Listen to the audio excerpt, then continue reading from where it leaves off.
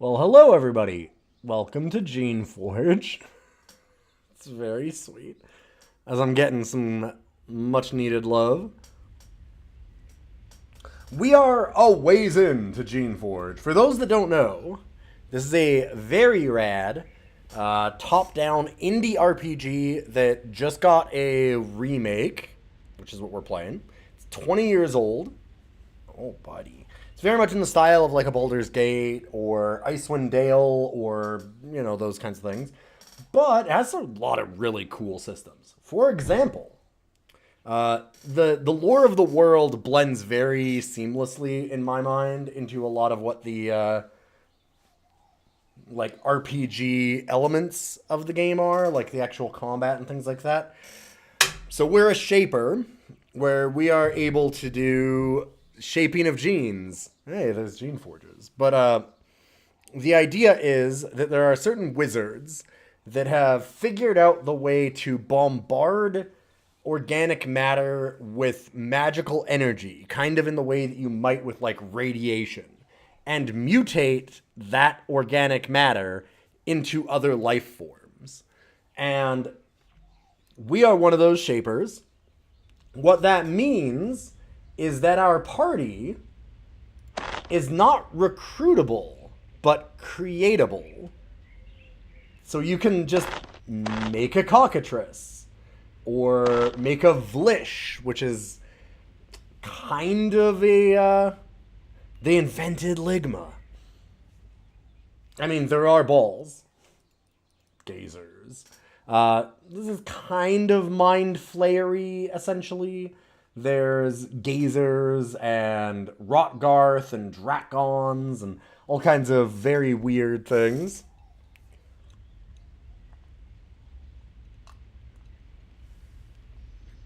But yeah, this game is really interesting lore-wise. I'm at the point... Hey, Jeff, welcome, welcome. We are 14 episodes in. I have this whole thing up on YouTube.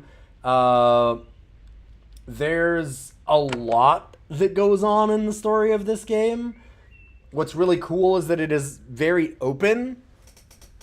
Same with the last one. Geneforge 1, they throw you onto an island, like you crash on an island, and that island turns out to be an experimental island that got shut down and barred. So even being on it is a death sentence. And you get a quest right when you figure that out at the very, very beginning of the game, like first 5-10 minutes, that is, get off the island. That is the one quest you have to do for the game. You do not have to do any other quest. If you beat that one quest, the game is over.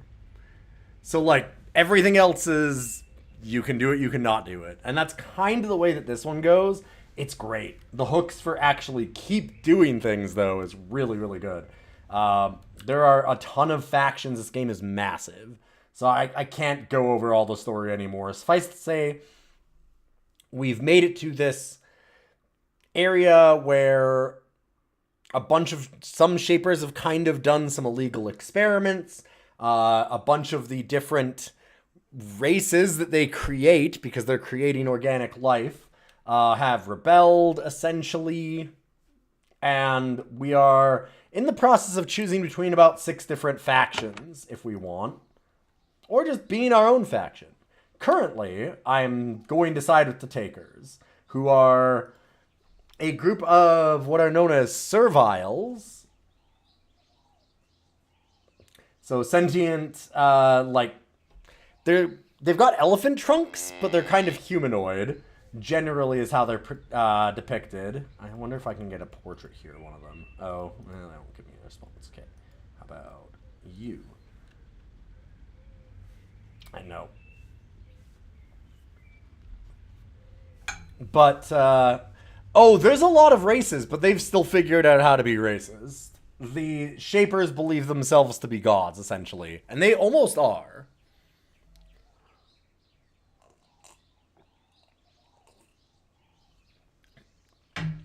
But we're siding with these people that are known as the Takers. They're a group of serviles. They're really good at being racist. But these Takers, the key with a lot of their stuff is that most of the other factions, basically all the other factions are like, oh man, they're mad. Oh god, they'll just kill anybody. They're pure psychopath. You can't trust them at all. And they're called takers. And they were in the last game also. And you go, oh man, like, so all they want to do is take? And then you go and you read their books that are what the philosophy of the takers are. And it's like, we will take liberation from the oppressors. This game's great. This game's really good. These games have some interesting things to say a lot of the time. Everybody acts like, oh, well, I can't believe that they'd want war. And it's like, war is the only way that these people will ever accept our freedom. So, yeah, I agree with them.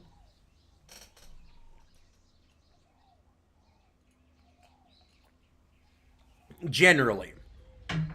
I will say the neat thing about this game is how much it delves into, and same with the last game, how much it might actually delve into what that actually means.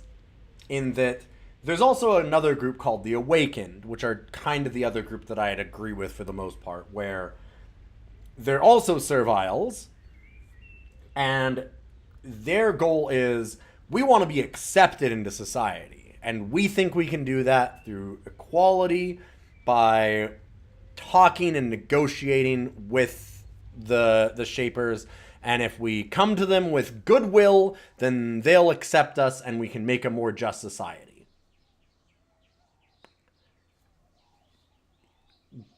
Little naive for what the world is.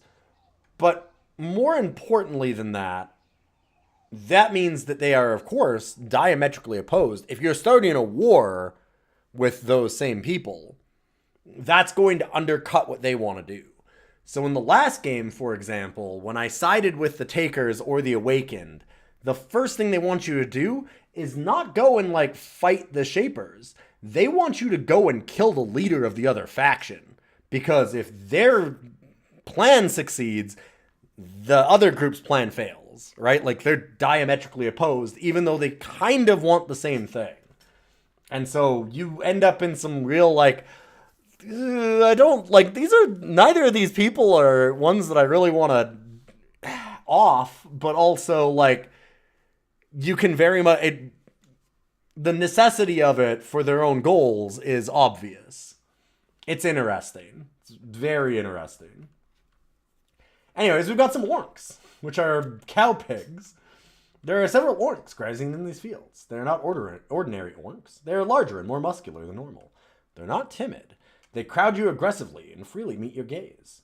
They also have large iron plates set onto their backs and sides, and the sides, and the noises they make are harsh and metallic. They're quite gruesome, perhaps the result of some particularly odd bit of taker ingenuity. Wait, do they have battle orcs? They've got robo-orcs? Wait, what? What did it? Yeah. Dang, okay. Huh. Oh, shit. Okay, so one of the goals that we have right now to help the takers out is they have an infestation in their fields of these things, which are nasty. So, we'll see what we can do about that. Basically want to get this spine core is the main one. These ones will keep spawning back up because this is the heart of it, essentially. If I remember correctly. Yeah, I was going to say we're going to have to walk further to actually get to that, aren't we? Let's shield the team. Ow.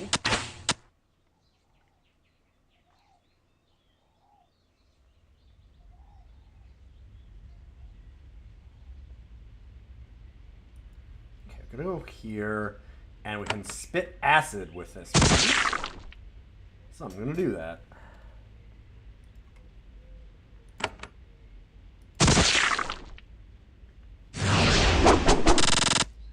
Fuck, hasted, blessed, shielded.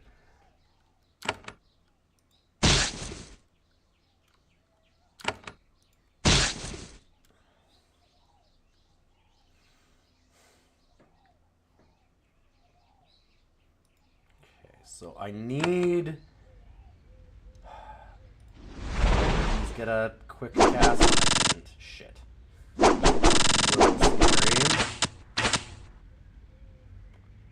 Okay, we're good so far.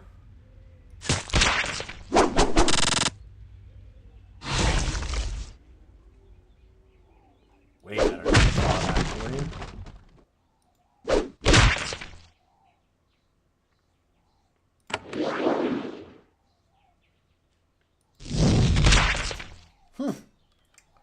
Cool.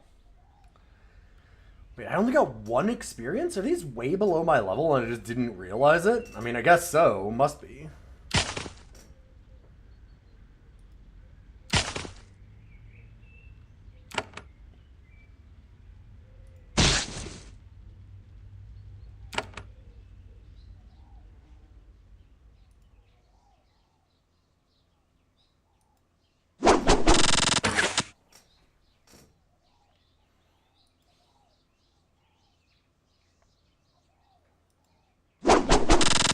Really need to get in there and get some acid on them. Ooh.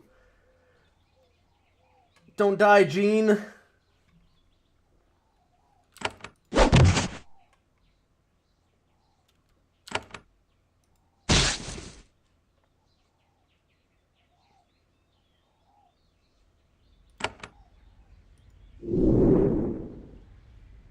Oh, nice. That time we did get the quick cast. So we can remove the acid. Oh my god, that hit for 100 damage? Oof. That was a big hit.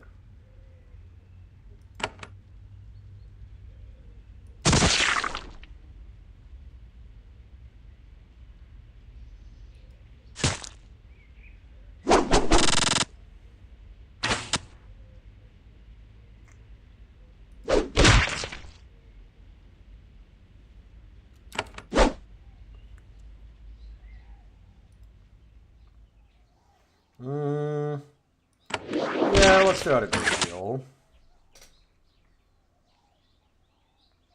Enough of them looking injured.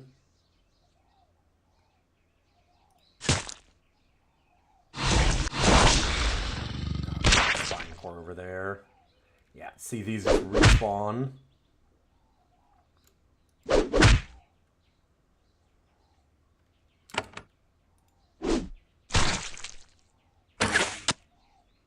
Whoa! That's bad. Our main character gets killed. As you can imagine, it's not the best thing for us.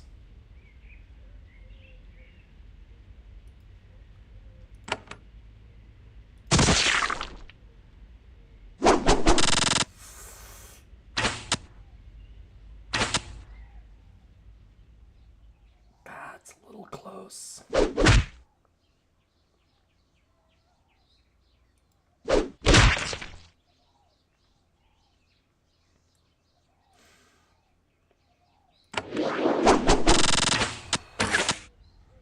Oh my god.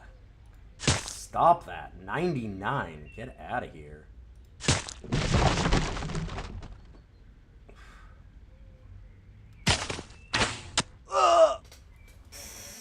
Oh.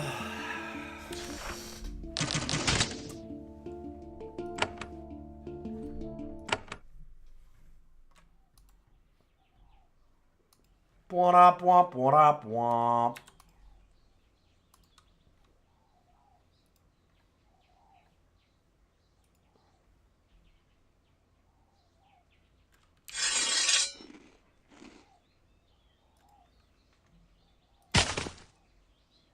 Alright. Well, let's do this properly.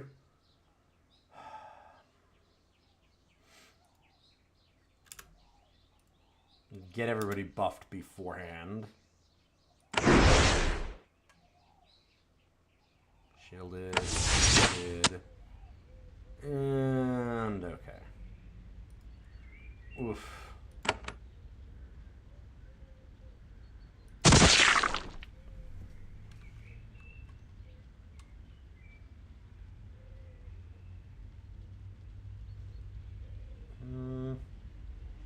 I don't want to go down here and spray that one.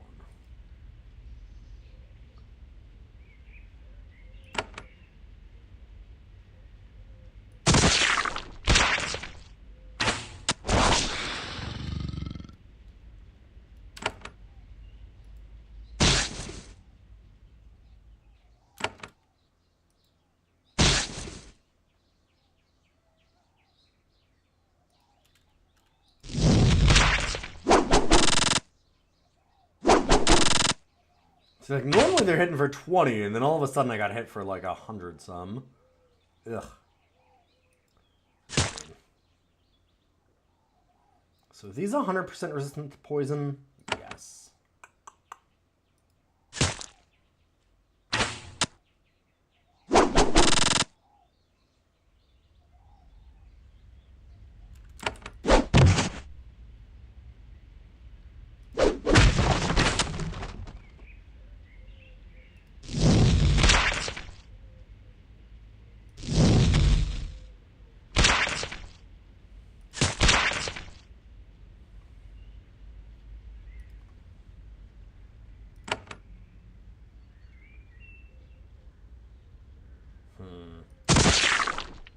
Hoping I could get 4 of them.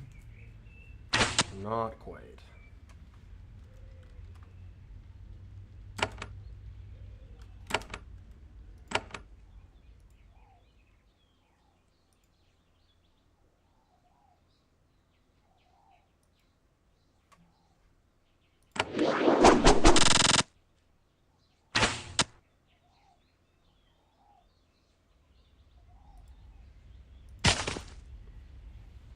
Make sure we keep the haste up as much as we can.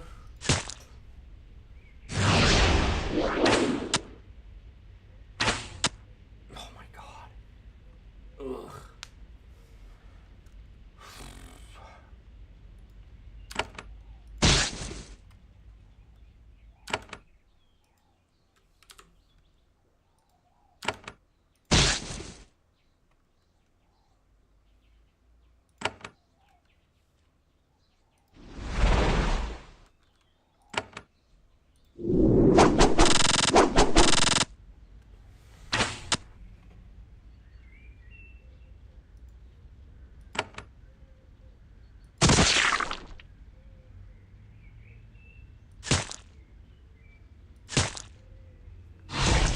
Getting some of the hate drops at least.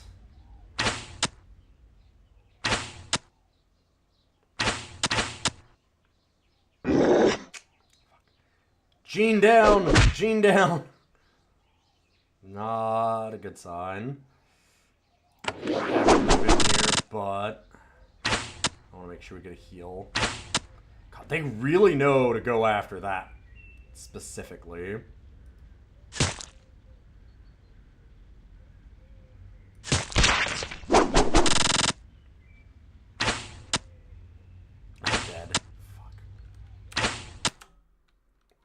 The acid will kill me. There's no way out of that.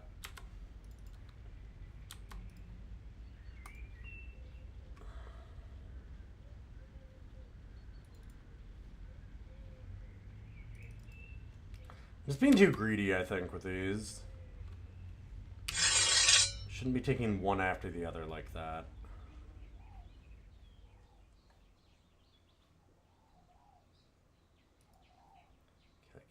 Here, I probably can't get shot. Go as close as we can. Buff up. Get ready.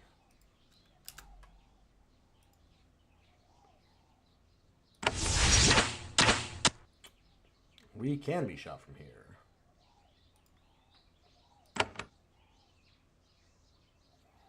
Now see why this is so much lower level than us, because there's just overlaps between all these big groups. Can't get away without taking multiple fights at a time.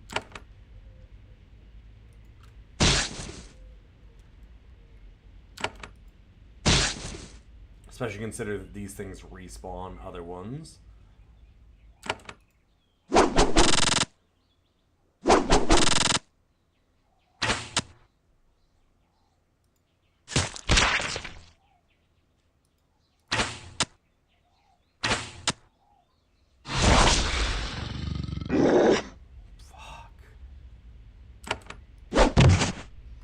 I mean, the good news is, like, what I should probably be doing is just backing up after this. Like, not running myself in, and instead staying here, killing this one, and then having everyone run away.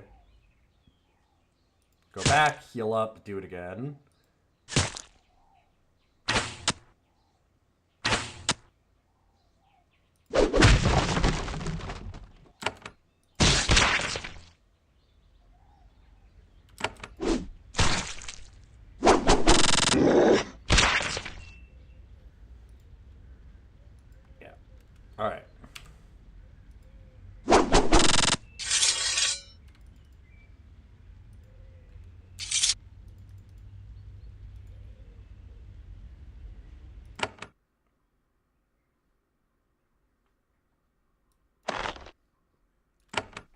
Getting to Zassus.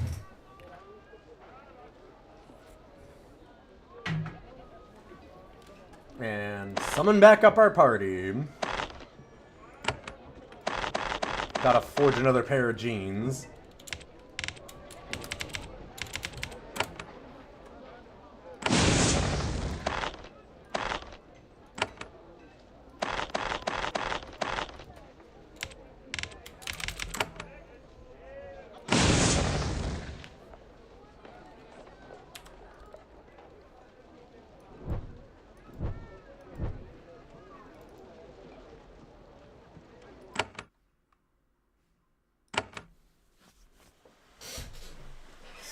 By the way, for all the cool raiders and other new people that came over from Ryudo or elsewhere, I guess I didn't really introduce myself.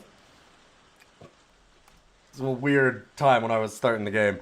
I'm Ilian. I do a lot of these old RPGs, but I also do a ton of roguelikes and DOS games. We've been ranking DOS games for the last little while on a thing called DOSider every Monday. We do lots of stuff. We used to do a ton of Magic back in the day, but it has been some number of years. We're at about, God, 10 years of streaming? 11? Actually, 11. Very soon.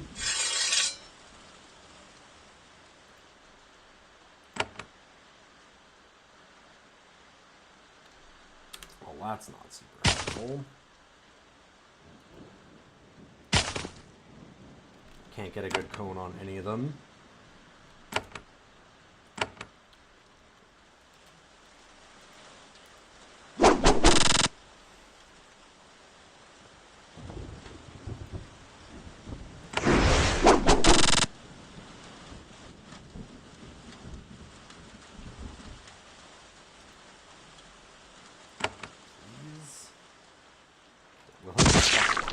That's good. Yeah.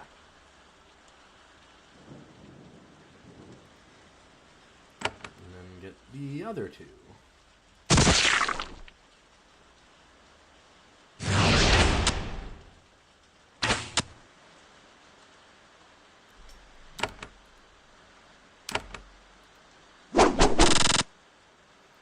Oh! Oh my god, I didn't give them the ability. So we actually had to level up all of our characters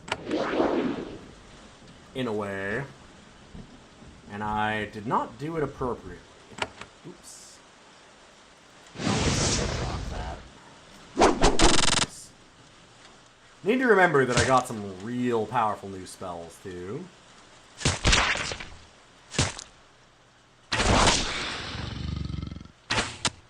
Oh god, no.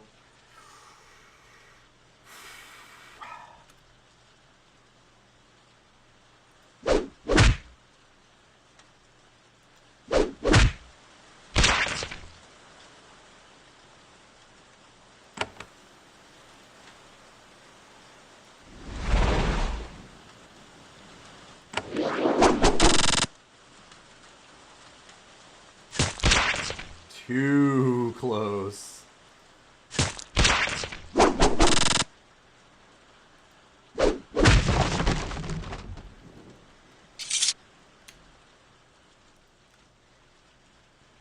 Hello, dead body.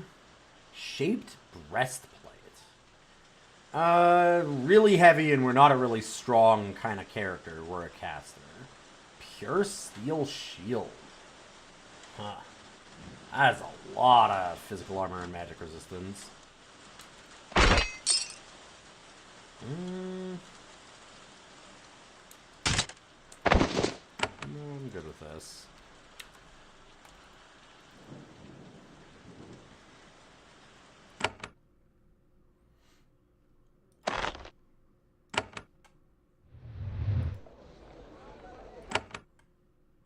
Being in town is what automatically heals you in these games. You don't have like a rest option like you would in another RPG.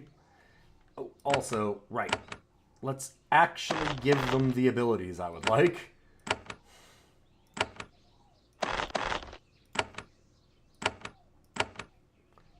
probably start putting, like, defensive spines and more criticals on them, too.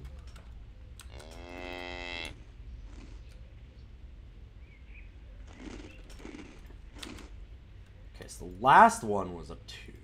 This is 3. Gonna be fun.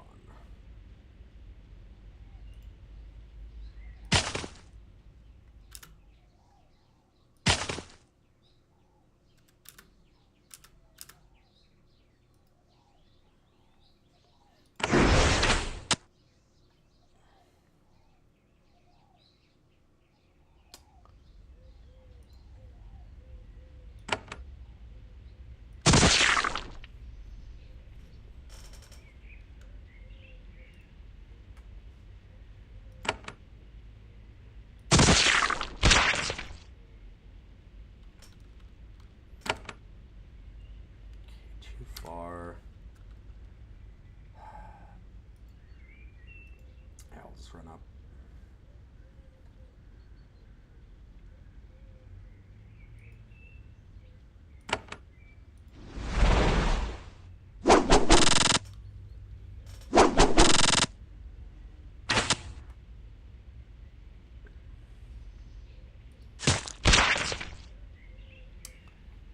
Hasted, but I can't move once I've been in range like that.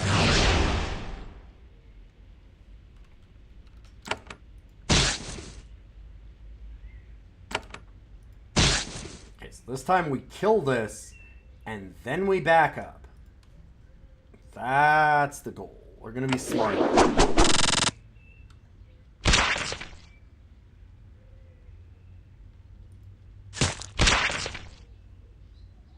So look at this. Easy. Just bullying the hell out of this.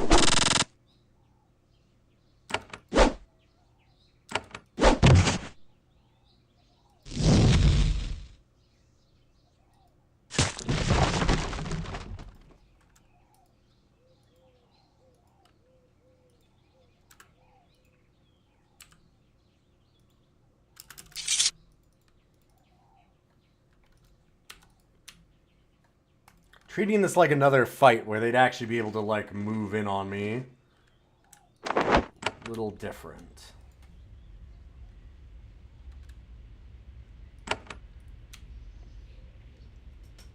They will be mighty. Alright, let's talk to Asa about their robotic war pigs. Hail the robo-orc. You meet a very old servile. His staff and stains on his robes mark him as an orc shepherd. Very common job for serviles. However, he also has lots of tools hanging from his belt. He protectively watches over the metal-plated orcs that surround him. Sometimes he comforts them. Sometimes he pulls out a hammer and adjusts the iron plates set into their sides. When you get close, he turns to face you. Unlike the other takers, he shows no hostility. I am Asa of the Takers. Welcome, Shaper. He pats a metallic orc, making a satisfying clanking sound. Look at what wonders I have found.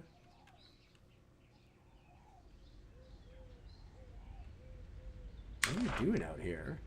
I'm looking after my robo-orcs. It is my work now. I was forced to be a shepherd. Then I found these strange orcs. I started to improve them. Cyros allows it. Now I work on them. And how are your robo-orcs doing? Oh, they're adjusting to their new lives well. One of them falls over. You help Asa with great difficulty to stand it up again. They're very brave. They'll be a big help in battle. Anyway, I keep them fed. Keep them from wandering to any nasty weeds. You were forced to be a shepherd? We takers have to work at the jobs that are needed. I was bred to be a tinker and work with tools. The Drakes didn't need that, though. They needed shepherds, so I had to act as one. Good thing for me, I found these wonderful new orcs. They're nasty weeds? Spine cords. Fields are infested with them. The worst are those, he points to the southwest. Those bunches are sitting on some of our only good farmland. Ignir and Zassus was looking for help getting rid of them. Yep, already done. Some unusual orcs. They're not unusual. They're a new sort of orc entirely. Not long ago, they started acting strange. More bold. Even aggressive. Some wanted to kill them. Not me. I saw their potential. I used my tinkering skills. Gave them metal plating. Now they are the Robo-Orcs. They have a new use. When did the orcs start acting strange? I'm not sure. Not long after I started shepherding. Tigers started storing looted shaper supplies here. Oh, okay. Good for me. I helped tear the stuff down when I should have been sleeping. Not long after that, my orcs began to improve. Okay, so they might have been getting some canisters, I wonder. What did you do when they started acting strange? I almost told the drakes. That would have been foolish. Instead, I started improving them. Took the tools and the looted shaper supplies. The creatures are strong, and they don't seem to feel pain. They didn't complain at all when I set the metal plates in their sides. I treated all the new, brave, aggressive orcs. Even Mr. Snuggly. Or even my Snuggly. You implanted metal plates in them? Of course, I wouldn't let my little treasures go to war without giving them armor, would I? I am nothing but practical. And yet the other takers think I'm strange. It's unfair. Why is everyone booing this man? He's right. Who's my Snuggly? He's my favorite orc. So big and confident and meaty. Sleeping by him kept me warm at night. After his mood changed, he was almost eager to have the plates put in him. He'll be a warrior that does credit to us all. And what's your goal for these orcs? Well, one day we'll go to war with the Shapers. We'll need livestock to pull wagons. Powerful, protected creations that have no fear. The Robo-Orc will be the key to keeping our troops supplied and fed. Okay, and where are all these orcs? Oh, they're in the storage caves below our feet.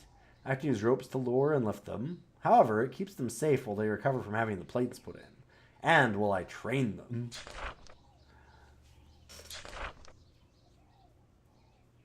Do all the orcs around here act this way? No, only the ones here.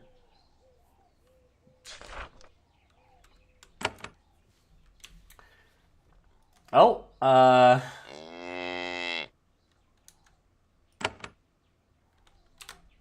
interesting, man. Snuggly! You inspect one of the huge, aggressive orcs. The plates in its side look really heavy and painful. The creature looks likely to stampede at any moment. It's the largest specimen you've seen so far. The metal plates in its side have been treated with essence, giving it a strange, unsettling glow. It has a tag hanging around its neck. The tag says, "My Snuggly."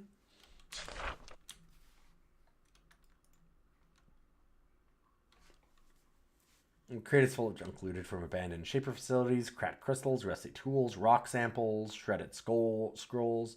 It's a mess of uselessness, lovingly hoarded.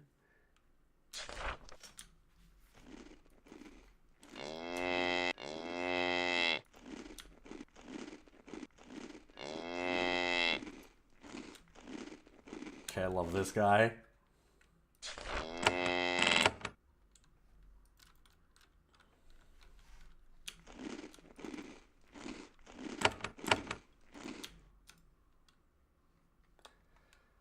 Same stuff.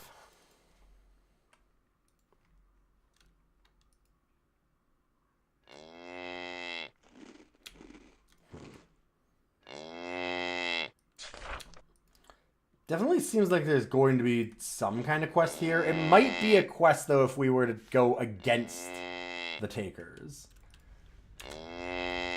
Probably have to try and kill the Robo-Orcs, and I don't want to do that. There's no way I'm hurting my Snuggly. I'm not some kind of monster.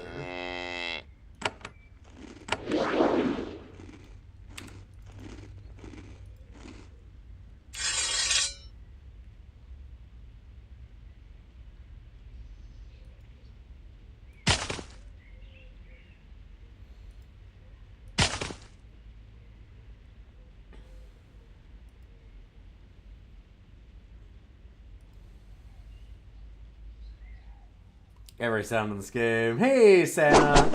Good to see you. It's been a while. This game has some sounds. You'll actually notice, I did anyways right away, if you're a fan of like the old Baldur's Gate games, that the town noises are basically identical.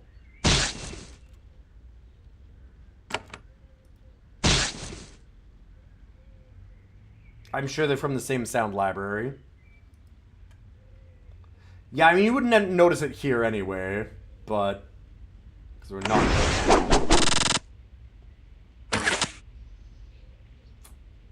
That's not great.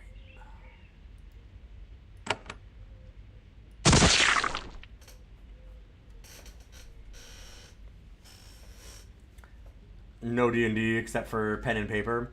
Yeah, I'm not like a big D&D person, honestly.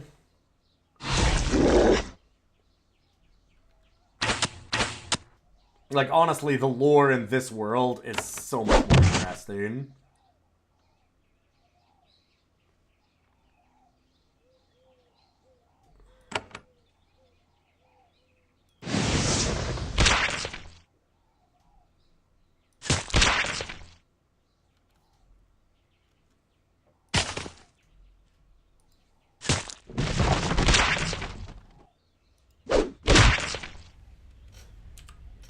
Okay, well, let's go back.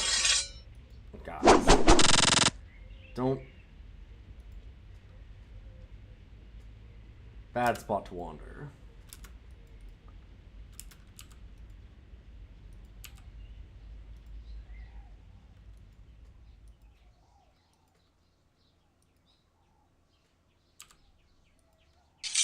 There we go.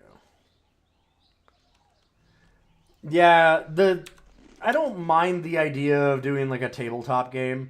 Although I'd rather not do D&D specifically, but it's hard to get a group that you jive with, right? And the time. It's a commitment. Because not even that, like, oh, it's a bad group or something, but there's some groups that are, like, deathly serious in their roleplay, and there's some groups that are more, like, improv groups, and there's some groups that are, like, just very jokey, and there's other ones that are, like, all min-max combat groups. Like, it really depends on what you're looking to get.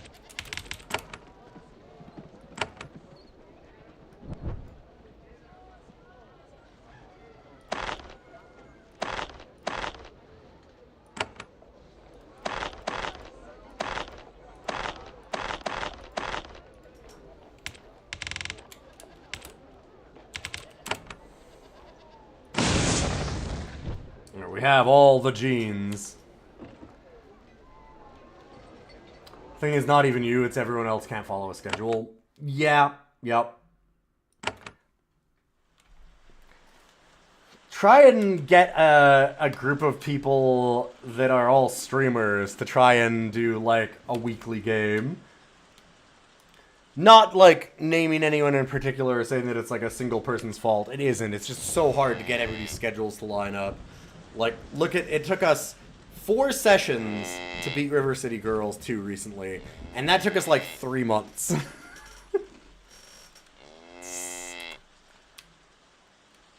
You know, what do? Your weekly game turned into monthly, and it's a struggle to get everybody. Yep. Yeah, and, like, I don't think it's anybody's fault or anything like that. It's just, that's... People are busy.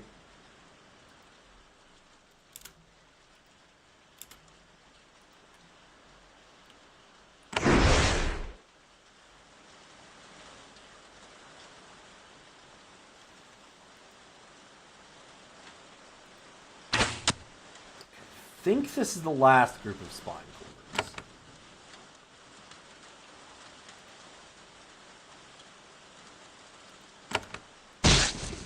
There we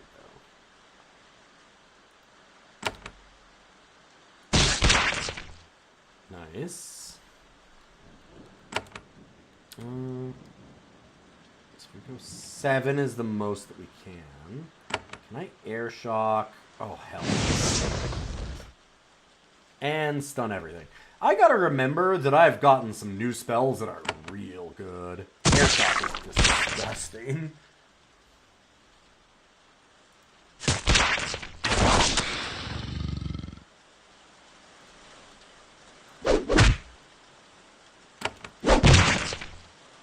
Uh-oh.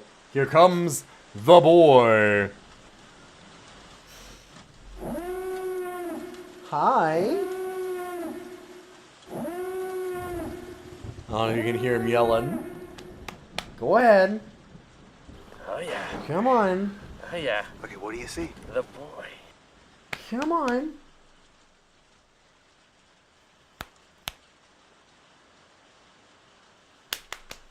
Come on.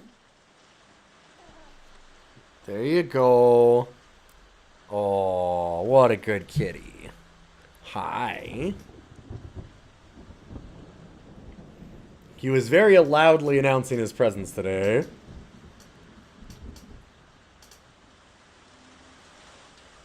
Oh, thank you.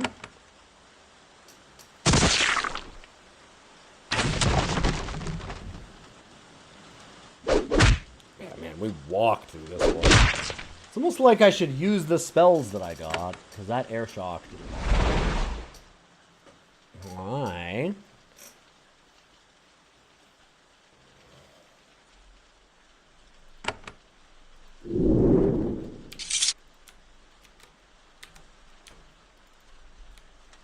Right, and there's a bunch of bodies here. I know that you're... Okay. I know that you're mad that I'm still touching the computer, but you're not allowed to hit me. Gotten this new thing where he really does not like that I keep using the computer after he tries to get my attention. And he'll just start slapping me.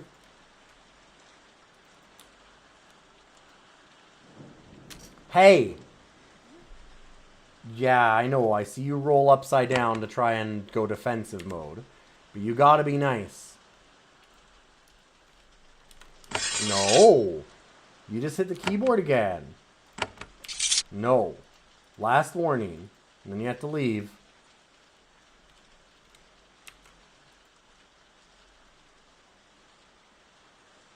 Uh-oh.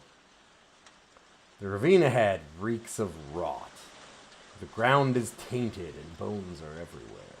The valley is deep and heavy with shadows, though it provides some shelter from the cold winds above. You suspect that whatever lurks ahead is the reason there are so many guards in this remote farmland. Oh! Right. Yes, this was the big thing that we wanted to do. This is... They trapped a gazer in this cave. Like Melancon, the gazer. Yeah, kill Melancon. Doros is a Drake warrior in Zassus. Though he is a taker, he's willing to exploit the labor of an available shaper. He told you about a rogue gazer in the caves south of town. It has resisted taker authority. Killing it would earn you a bounty. Gazer. So gazers are a creation I can make. They're beholders.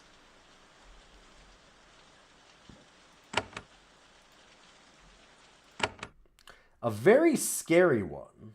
The Pit of Misfits. You have entered a narrow, twisting labyrinth of ravines in these barren mountains. The stone walls give you some shelter from the harsh, icy winds scouring the stone above. This entry clearing contains some of the loot of a band of successful and bloodthirsty bandits. The leavings of their stolen goods are scattered everywhere, and the skulls of their fallen foes, servile human and creation alike, are stacked in the shadowy corners of the cave. The tracks on the floor were left by a hodgepodge of different species. Some marks are from reptilian claws, others from serviles or battle alphas. It's quite a mix. There are lots of creations in the tunnels ahead. Dangerous rogues and inutile serviles, all waiting not far ahead. Some of them may be skilled with magic. It looks like the entry pages are protected by magic circles. Entry points, not pages. Neat.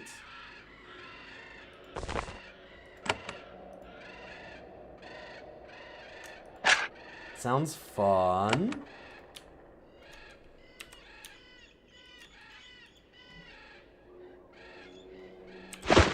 Those sure are some magic circles.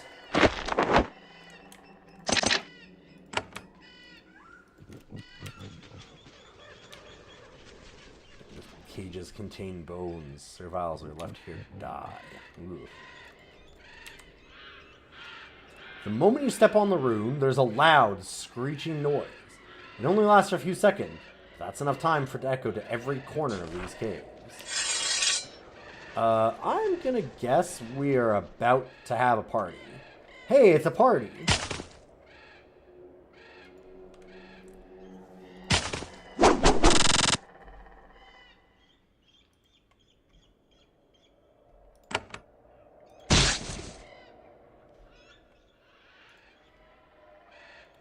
Servile cultist. Okay. Bunch of nasties.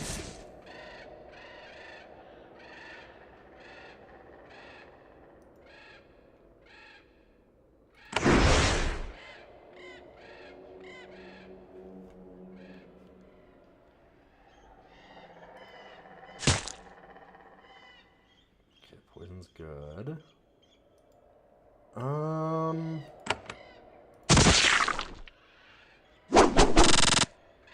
Yeah, I want to get some ticks on that.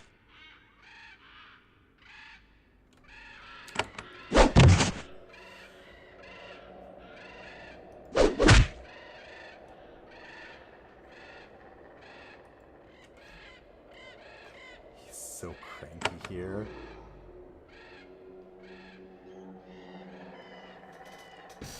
So that should hit both enemies, but not... Okay, good. Not our friends.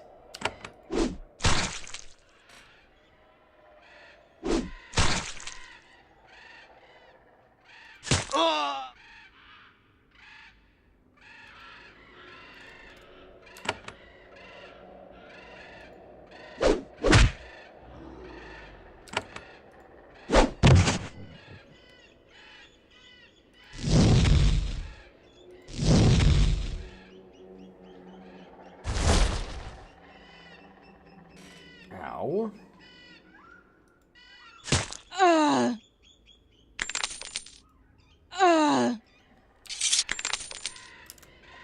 Okay, looking good at least.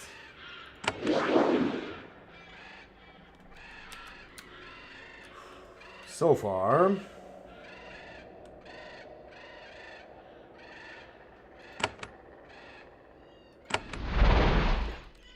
Use that to get a little essence back.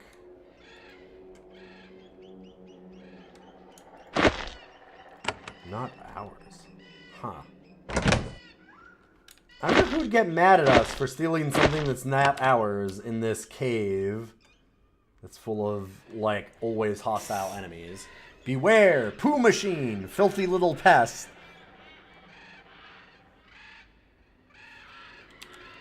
What? Okay, so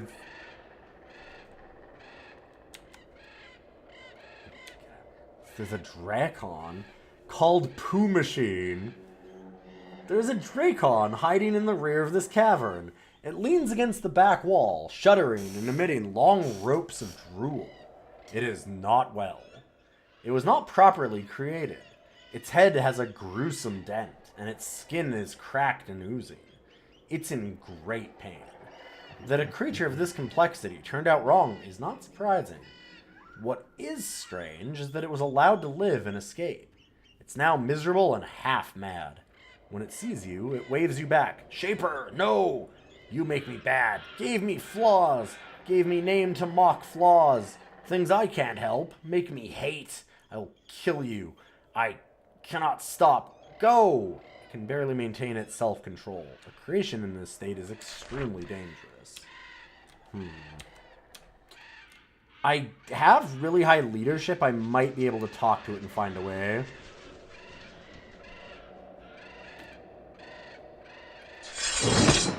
Uh-oh. Well, that's gonna murder me. I don't know that we can take a Drakon.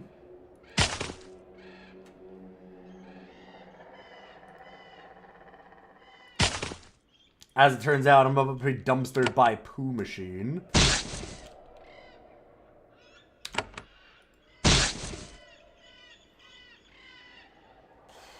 That somehow did not kill me.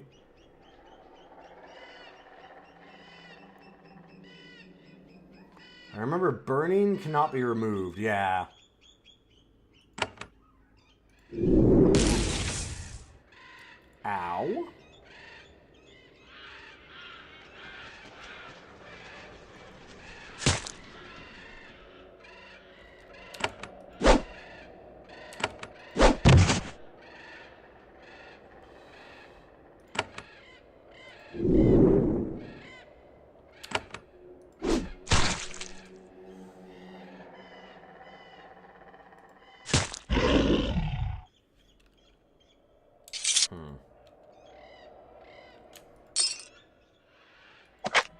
feel great about that, but I don't know what else I should have done.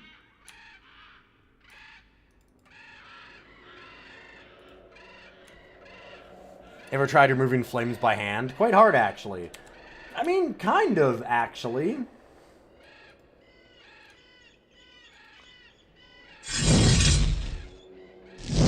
Oh, shit. There was a Drakon. Or, not Drakon, a Drake here.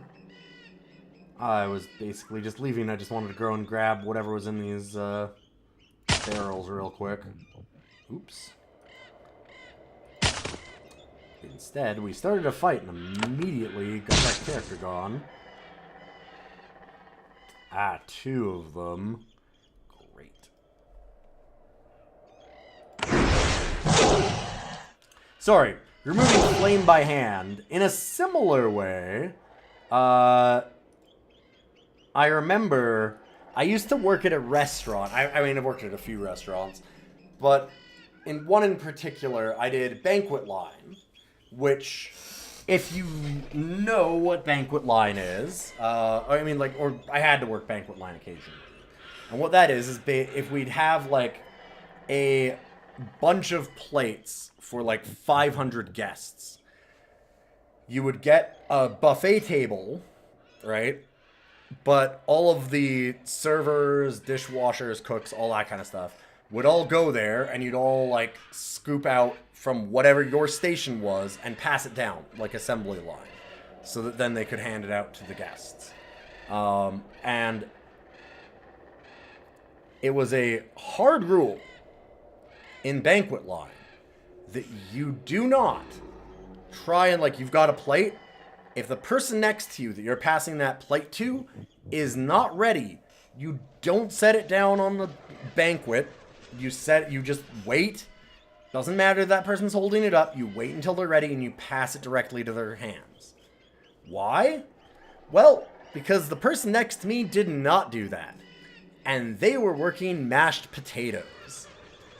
So what that meant is I'm scooping, pass, and I turn and go like this with my hand to see if they've got another plate for me.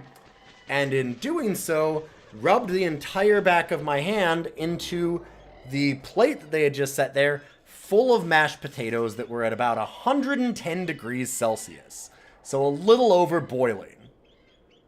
Which is really fun, because what happens, of course, is you do that, and your reaction is, fuck! But then you go, huh, I'm still sizzling, because they stick to you.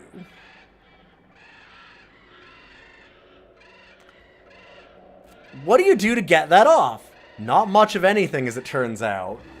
Basically, eventually I had somebody give me a cloth and, like, pull that off. I had blisters all over my hand. I had, like, burns all up and down the back of my hand. Just brutal. Somebody else in that same job had someone else helpful while he was wiping down tables at the end of a shift. They decided he did not have enough hot water in his bucket. So he's sitting there wiping tables, and he goes like this. Like, without looking, just to put his hand back in the bucket. Right as they poured boiling water down his entire arm into the bucket to help. People in kitchens are very dumb sometimes.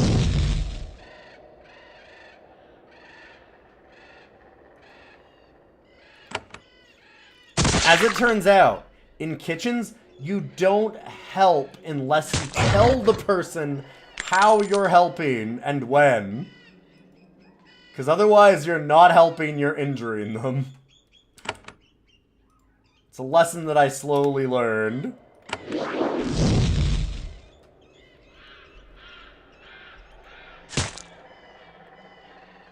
Yeah, I still have the instinct of, like, in my kitchen at home, you know, if I'm traveling with a knife or a hot plate or anything, and anybody else is near me, I immediately am, like, behind, you know, like, yelling exactly where I am.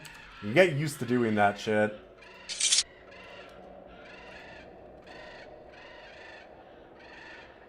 One's got a fry basket still dripping oil smacked against your forearm. Ooh. Yeah, I'm surprised my hand didn't, like, actually scar up.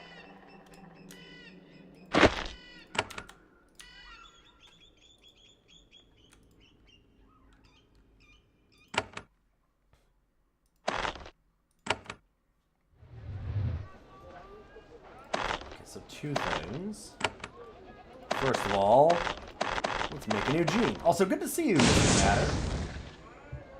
Hopefully you're having a great night.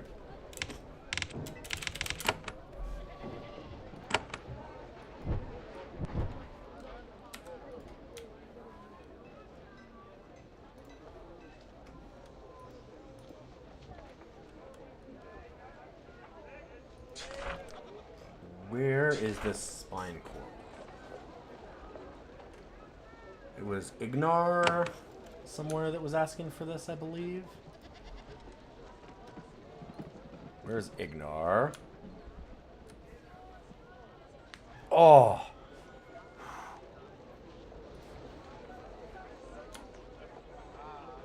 Just cracking my finger.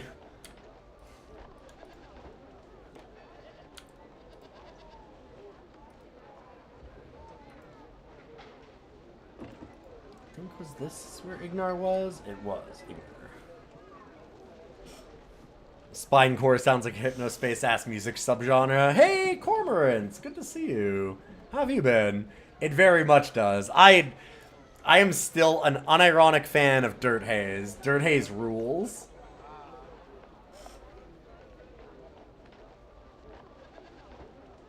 Killed those 3 spine cores for you.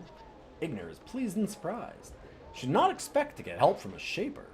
Thank you. After all your people have done to us, it's nice to receive a kindness. You should be rewarded. I have no wealth, though. Get Ista to reward you. She was supposed to fix this problem in the first place. Oh, and I'll make sure everyone hears how you were helping the takers.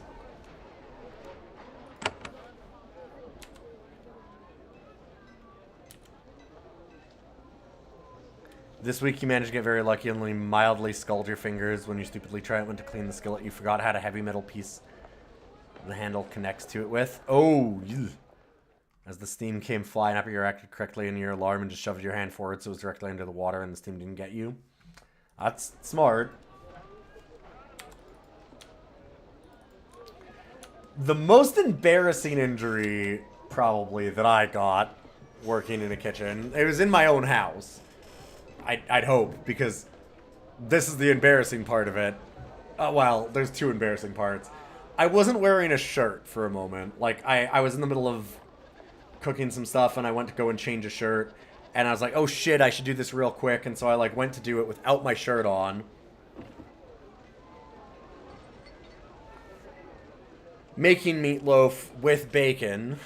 Had the beef cooking on a skillet, and I had the bacon cooking in a skillet, and I needed to add some tomato sauce to the one skillet, like for like a sauce, something like that. And as I was getting distracted because I think that somebody called me or something like that, and I'm sitting there like scooping out the tomato sauce. I'm like, yeah, like I'm really busy. I'm trying to do a bunch of things. I don't even have a shirt on, and I get the tomato sauce and I put it into the skillet that I think is the sauce skillet that's not that hot and not going to splash up. But because I'm so distracted and not paying attention, I threw it into the bacon grease.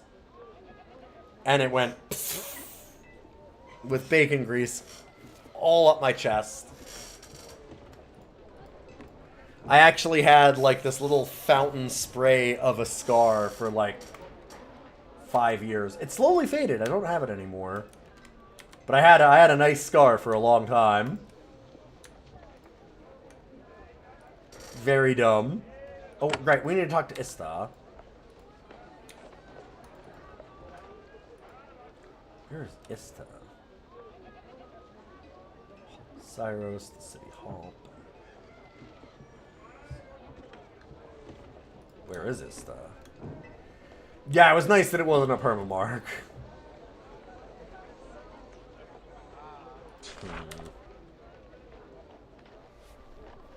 again, for the people that don't entirely know this setting and world and the cool way they lean in on what would a group of wizards that can shape organic matter be like, you don't use lockpicks, you use living tools.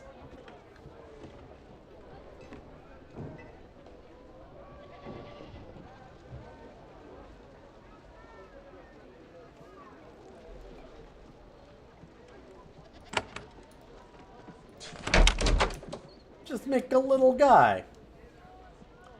Barrel's full of trash.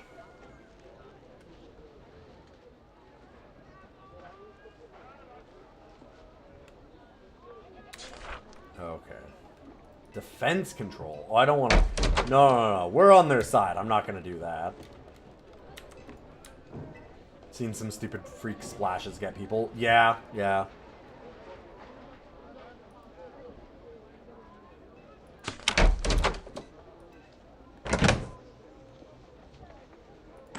Oh.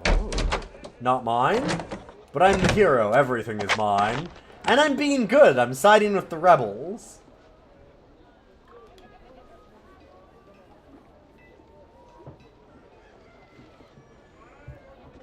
I've really wanted to try out Rot Groths. Those are a new creation in this one. I've been making these lowly Thads, and I've been trying to find battle alphas, but I'll take Rot Groths. What is a Rot Groth? Yeah, okay, it is a zombie. Rot Groth is a tall, hideous humanoid. Its body excretes caustic slime that sears anyone it strikes. Its rubbery flesh is very tough, and its organs are small, making it tough to kill.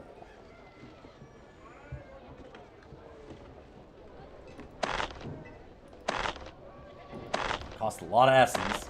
And the Rotdazon is an assault variant of the Rotgroth. It is extra tough, designed to charge the front of battle and spray disgusting acid slime on all nearby. That seems like a thing I would like. Hey, Gene, sorry. Absorb creation.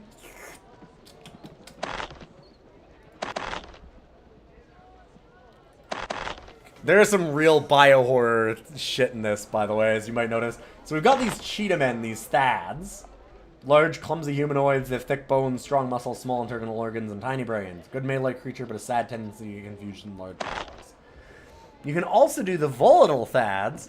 The volatile Thad is designed to be a short-lived creation. It fights the brute strength of a Thad, but when it dies, it explodes, damaging all nearby. They are designed to be happy about this.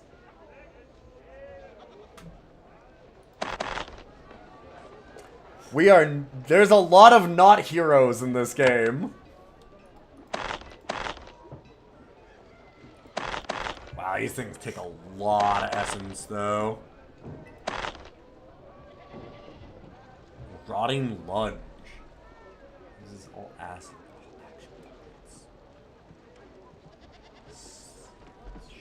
Squirts acid in all directions, damaging all foes nearby and coating them with acid.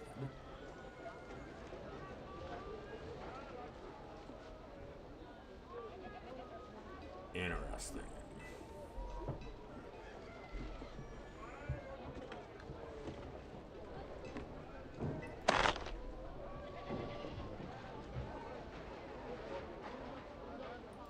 Wow, that just uses all my essence. Holy shit.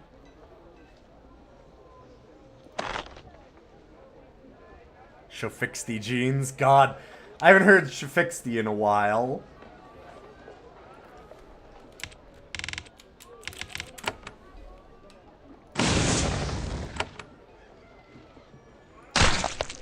So I think I'm actually just going to make 2 Rotgroths at this point.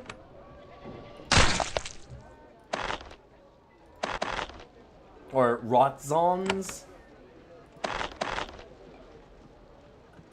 God damn, even with only 2, I don't have enough? Dang.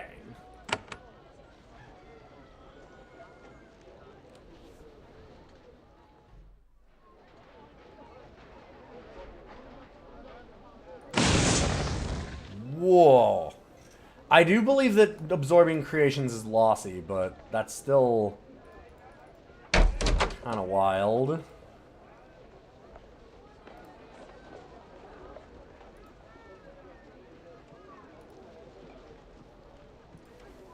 We'll leave town and come back and see if we don't regain some essence here. Because, yeah, you don't get all of it back. I thought that you might in town, but I don't know for sure. I don't remember. Here, like, we can just travel out here and then immediately go back. Yeah, alright, we do get a fair bit extra. Still, that's going to leave me 24 essence over.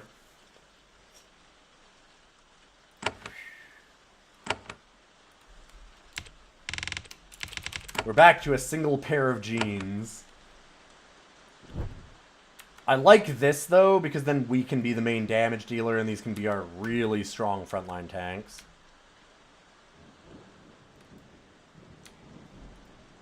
Alright, where is Ista?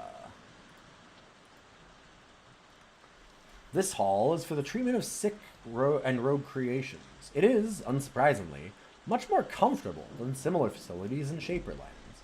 Elsewhere, there would be a lot of cages, shackles, and so on. Here, there's only one cage, doubtless to restrain completely out of control creations. Most patients spend their time recuperating peacefully in nests. It is not surprising that the takers, concerned foremost with the rights and care of creations, would make a place like this. The Shaper Council would find such care excessive.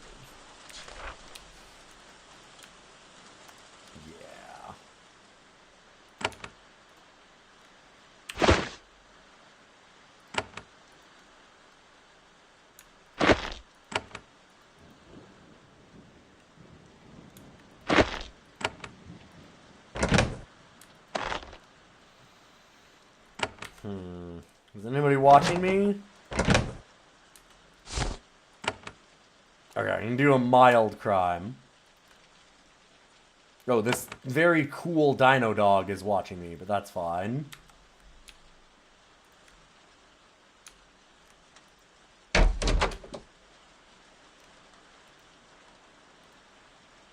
Where's Ista?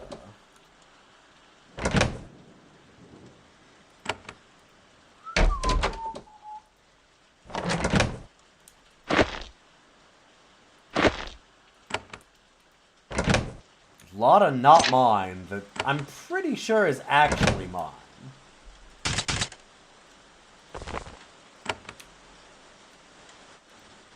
I don't know, it's in my sack. It looks kind of like mine.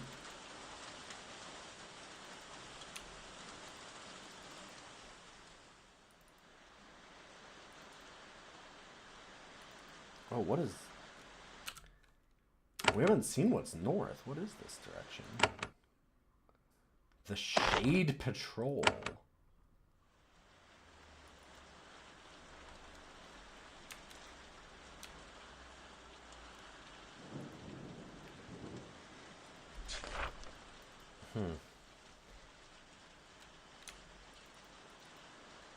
Or like the Rat EOTU, where the meal animal comes to the table to find out what cuts you want. I remember that. What is that from? I've seen something like that at one point. Oh, there's Ista. Ista stares at you with interest. You suspect that she's never met a Shaper. She finds you fascinating. Restaurant at the end of the universe. Yes, right. Yeah. The Hitchhiker's Guide to the Galaxy stuff. Yeah.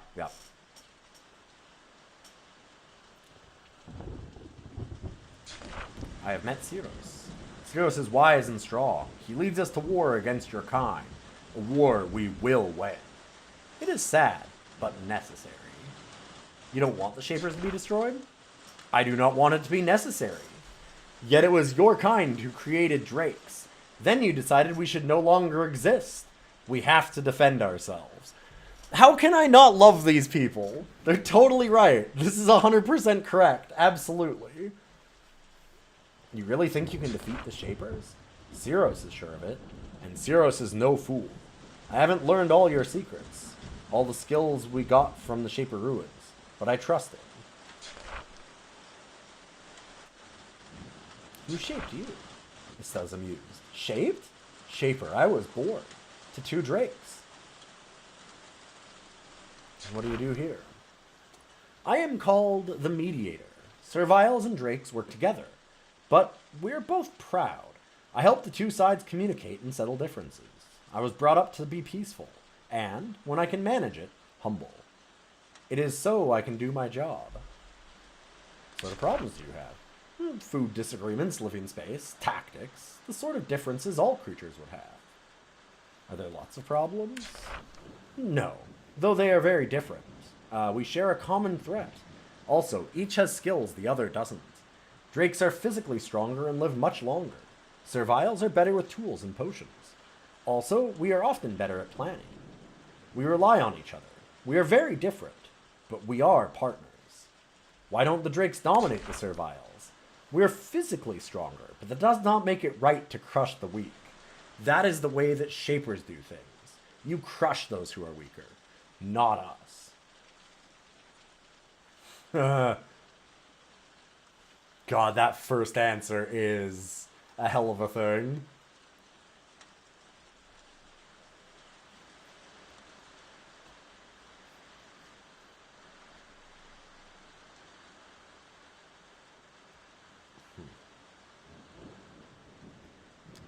I would say that I don't do that, but I currently have 2 creations we just made.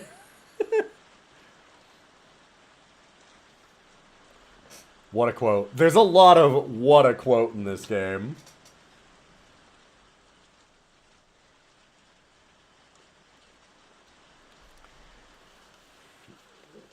After absorbing 4 other creations. Yeah. So another thing that hasn't come across yet in this session is that canister that I used. What those are is they are pure essence with a needle sticking out of top of them, and they're banned by Shaper law. For good reason.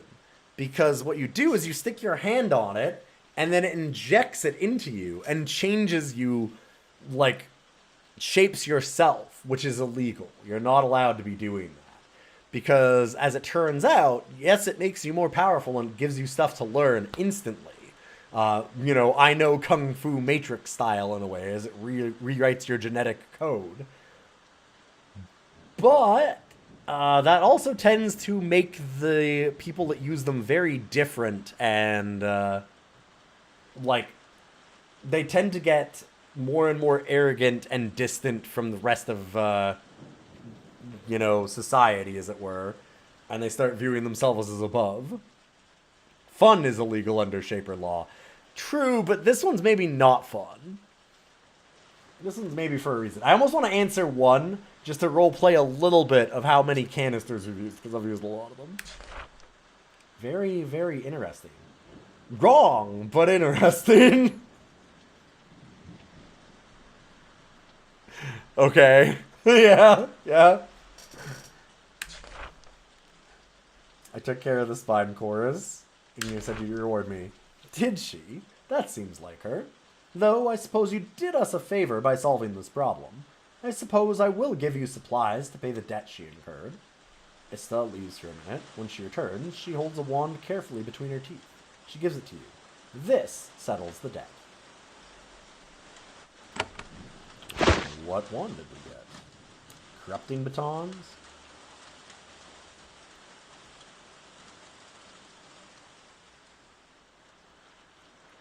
Acid shower in an area. I'll put that into junk so we can sell it. In fact, I'd like to sell. Or maybe trade. Nope. Dang. I want to make sure. Is there anything in here that I absolutely do not want to sell? Bar, crystals. Yeah, we've got some pure steel bars and stuff. I might want to wait.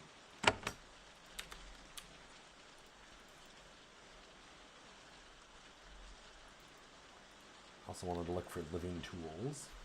This servile warrior is, like most takers, thin and hungry. He's also old, and every bit of exposed skin bears a scar. He's been in a fight almost every day of his life, and from the look he gives you, he clearly blames all his misfortune on you. Ah, Shaper Jeef, he says coldly. We've known of your coming for some time. I am Amina Blade, proudly of the Takers, formerly of Kaz, now of Zassus. I don't remember Amina from the last game. Kaz was in Geneforge 1. Bars of the purest eel. Yes, exactly. Yes, Kaz, lost city of Susha Island, birthplace of Takers, where Shapers abandoned us and we learned to be free. Was led by Noro, was where Shapers found us. We had to flee. Noro was your leader? Yes, she was so strong. I fought many years for her. Amina Blade looks away for a moment, temporarily overcome with grief. Killed when you Shapers came. Her ashes were brought here. She will never rest in the land of brutal Shapers. What did the Shapers do to Kaz? Burned, ravaged, gone. Many died. The rest escaped, fled with drakes and rebel Shapers. Hid in these mountains, from one hungry, miserable place to another. Sorry. I can do tasks for payment. Interested? No. I want no help from your kind and from your creation slaves. Fair.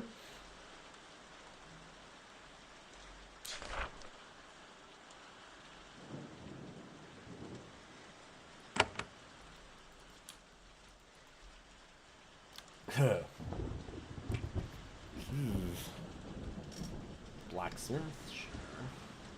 You're very strong. Yes. Let's trade. Do you have... Nope. Don't need anything. Get out. Sorry.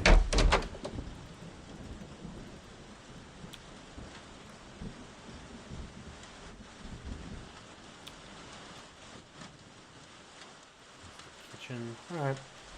Hoping that there was somewhere I could buy some living tools, but I guess not.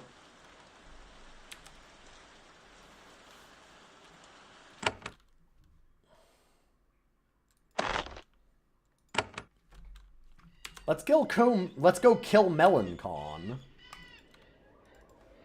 Maybe. Attempt, anyway.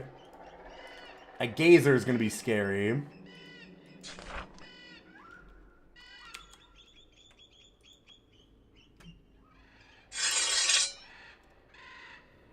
Hi.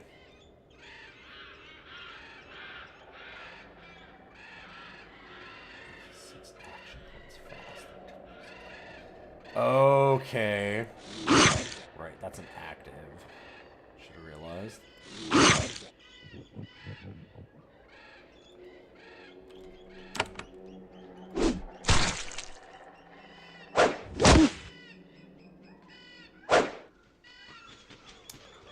That's a lot of friends.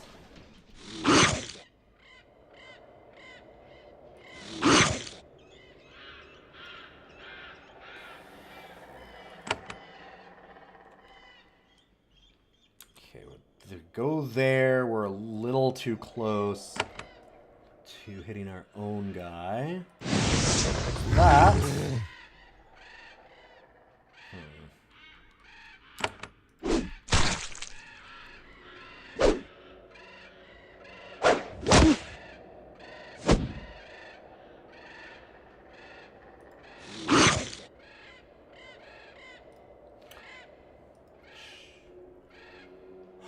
Misclicked. Dang.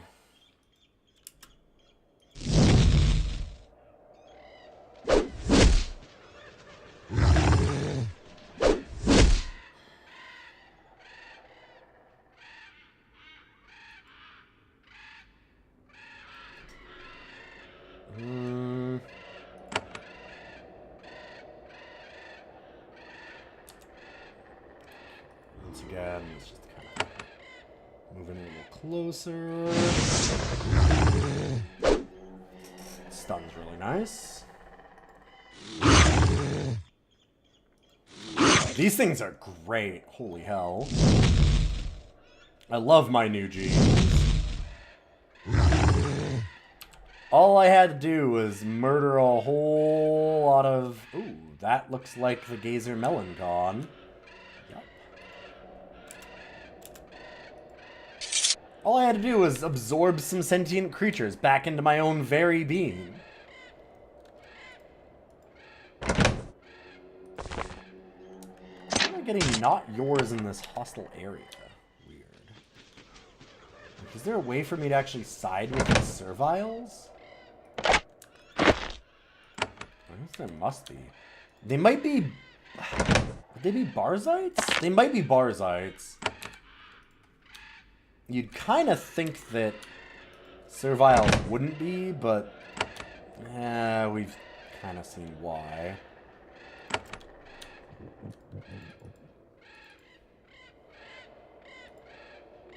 The Barzite faction, for those that might not know, is...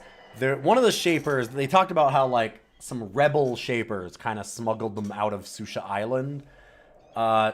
Two of them, in particular, are kind of key to this story. One is Barzal, who... It seems like he's kind of... He maybe had good intentions at first, but he's slowly been corrupted by using all of those canisters that we keep using. But now he's like, you know what? The Shapers are wrong. They put too many restrictions on the things that we can do to all these Serviles and stuff that we're creating. We should be free to do anything. We're gods.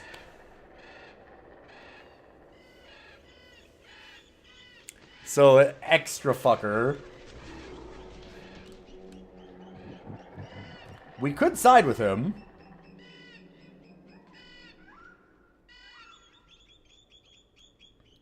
I will not be.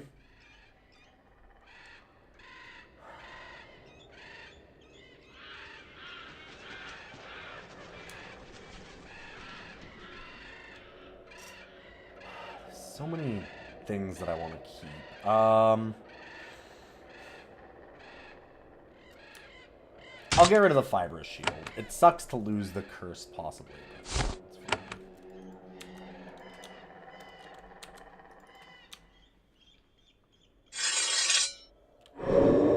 I thought I could stab. I should use the abilities first.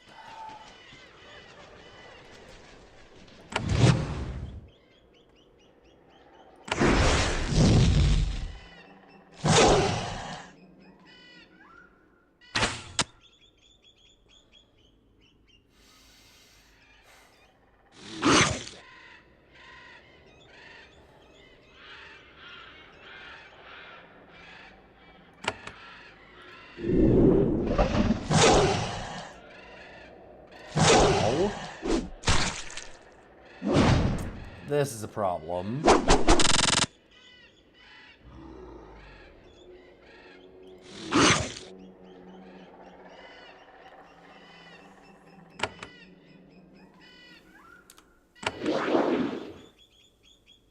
Okay, we did get a quick action on that, which is nice.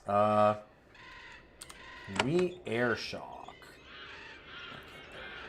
Okay, can I get some stuns? Or I can just miss everything. I can try it again.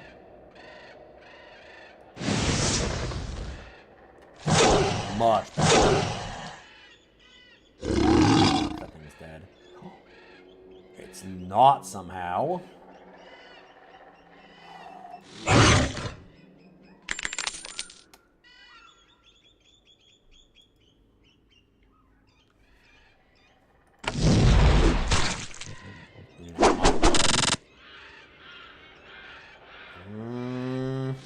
Not sure if the poison's gonna kill me or not. I didn't. Oh my god.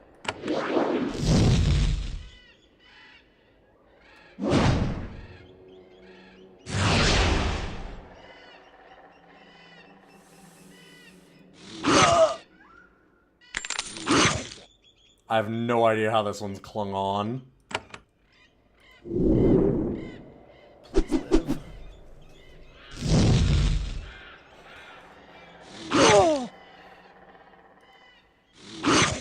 These things are really resilient. We've gotten very lucky that it hasn't gone down. Do not lay on the keyboard, buddy. I thought I could sneak past, and that was a lot closer than I realized for us just dying. Might have some kind of guts mechanic. I don't think so, but they do have, like, a bunch of, we just got luck. Like, we just got lucky on that. They have, like, this toughened flesh and stuff. No. No. Oh, okay. Do you see that they have a plate on the counter? Yeah, but I thought she had that from before. I couldn't. Nope. She doesn't like it. I fed her at like 8:20.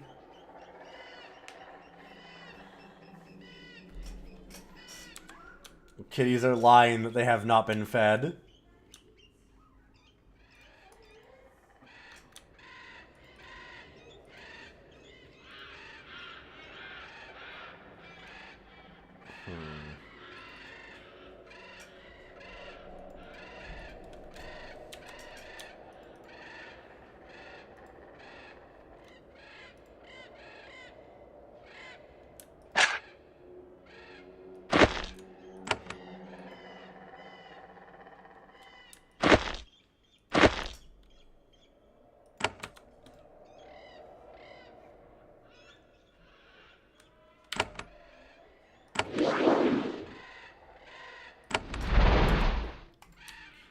Some essence back.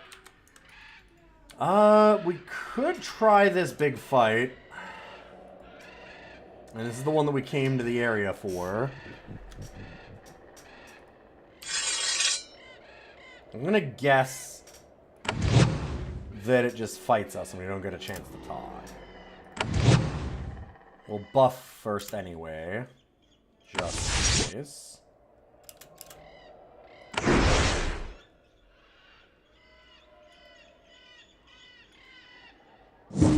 Yeah, okay.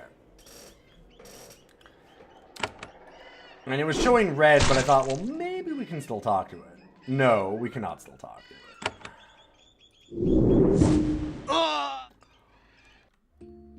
Oh!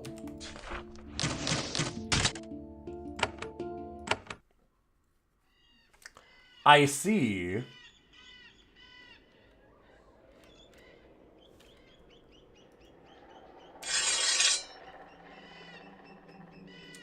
This is extremely the, it's gonna fuck you up phase, huh?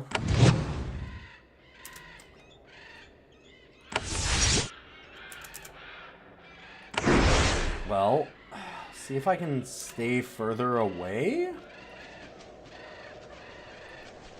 Just help these guys.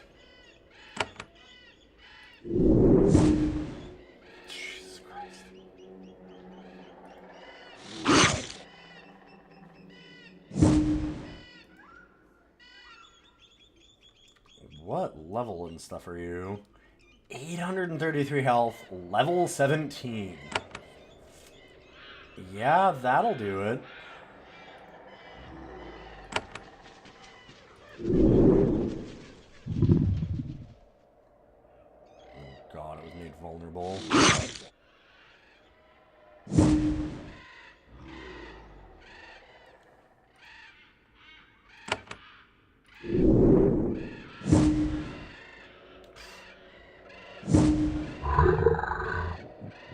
Jesus Christ, it's getting 2 turns to our 1. And this guy's still just stuck here. Oh, alright. He finally woke up. Oh, that's gonna do anything, but... I guess.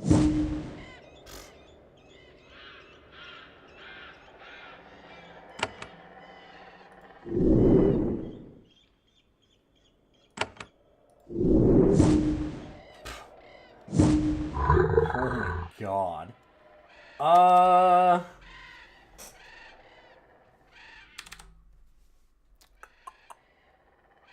Huh. How close are we to the next level? 1880. That's actually really close.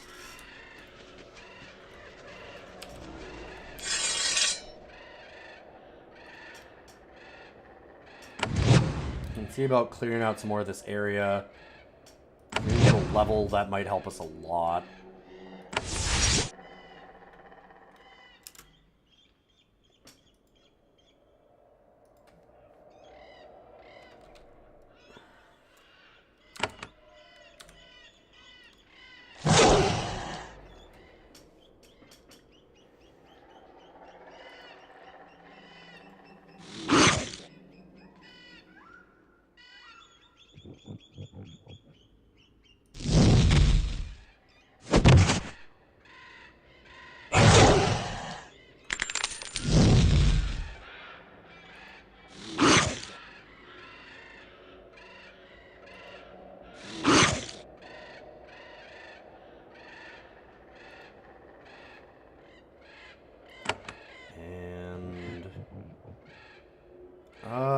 That looks like it's hitting our own guy.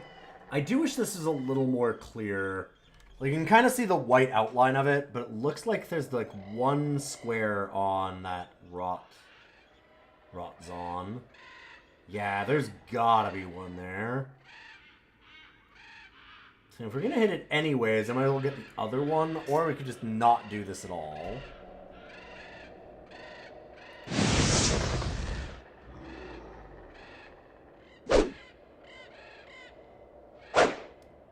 Little friendly fire.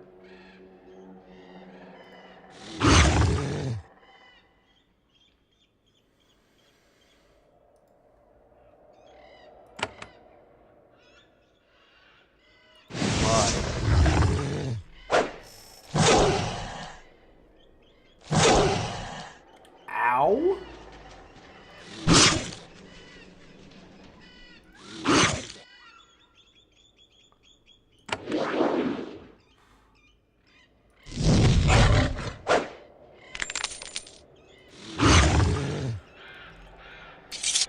Too high level to get experience from this. Really? I'm getting like nothing. And then right over there is just something that wrecks me in one shot. Maybe my build's just terrible. That's very possible.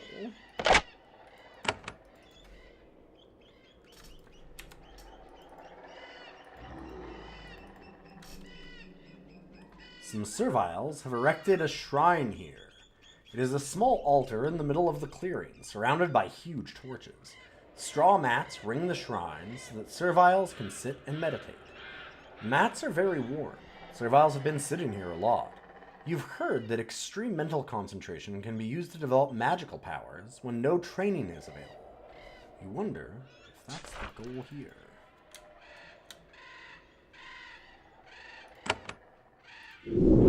So normally serviles are created so that they cannot get magic.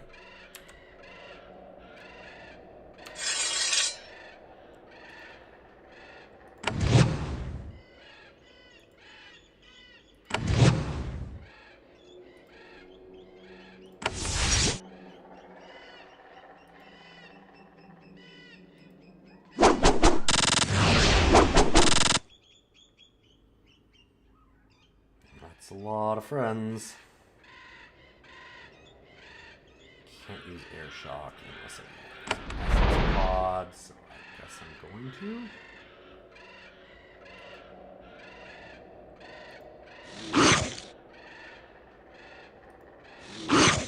Probably should have thought of it beforehand and used one for combat here. That's a lot of friends.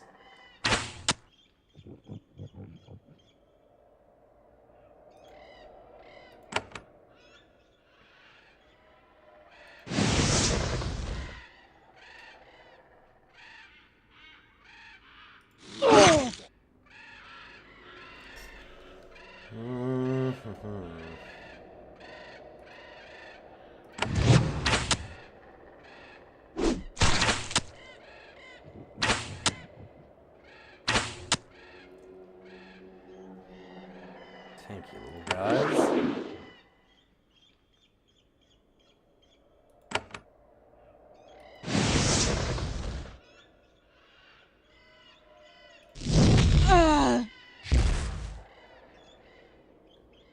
We really deal some damage now. Cult leader. Okay, that's why you're cult leader, interestingly. Kind of need to block from this side. Because if somebody goes... So the mechanic that you might have noticed is if there's a character standing next to another one, like they can't walk past. You can go one away, can't go more than that, and we'd like our squishy main character here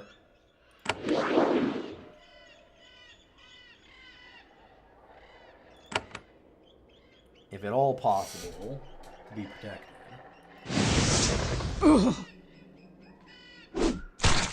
Ow. Ow. God, stun's not great.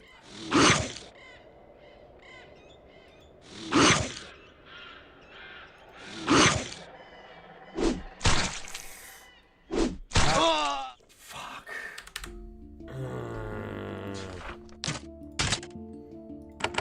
Oof. Close.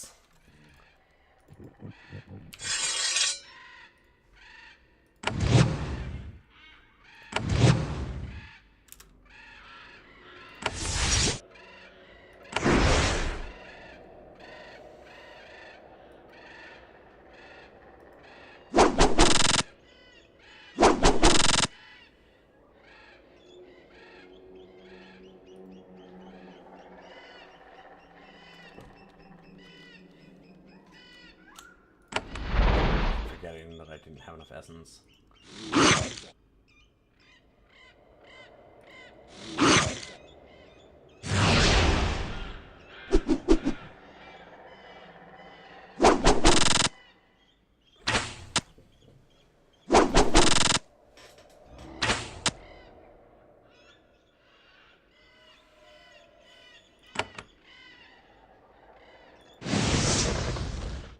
Let's get those ones. Okay.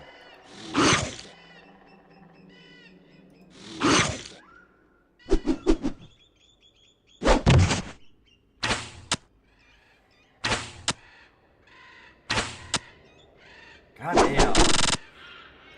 Getting a lot of turns. All those quick actions.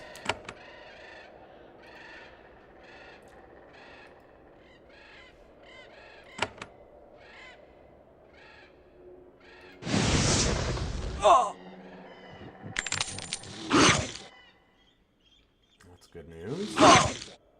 And we got another quick action. Okay. For some reason, the cult leader hasn't come out this time, which is good for me. Worry up that toughness. At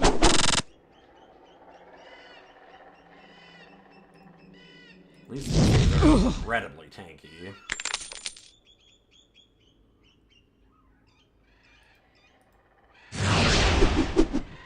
It's exactly the kind of thing I needed. We're doing a great job of damage.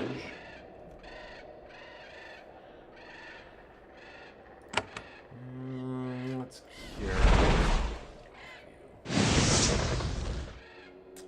Ooh. Don't stun the team. Oh, come on. No, come on. I got too complacent and got too close.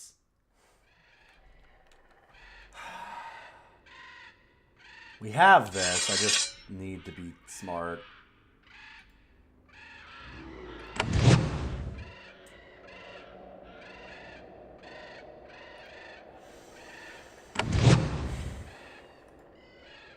Dang.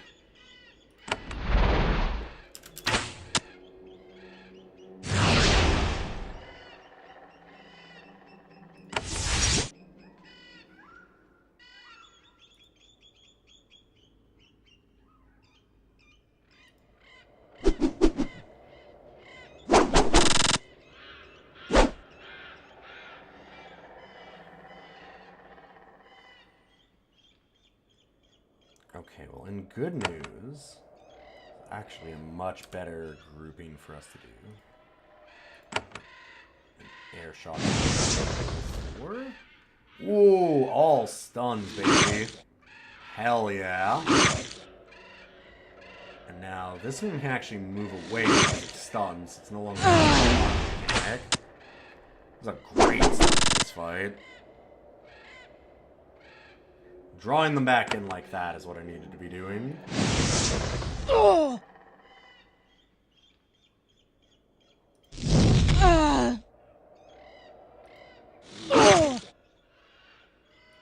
Dang.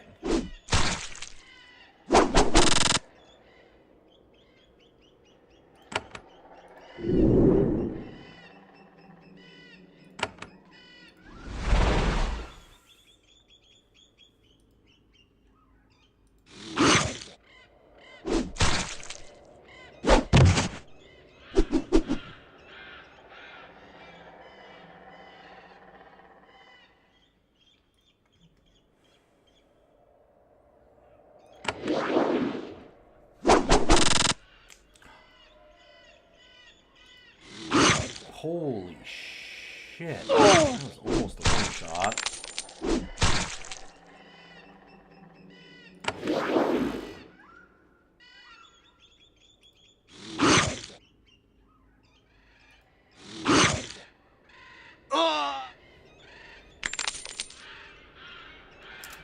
We're gonna wait.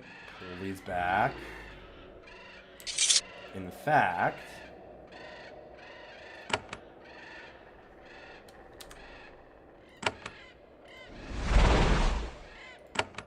kill off the poison.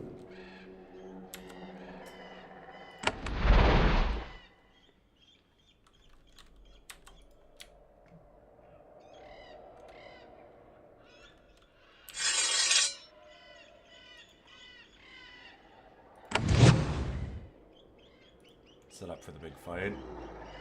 And there's the lead. Okay.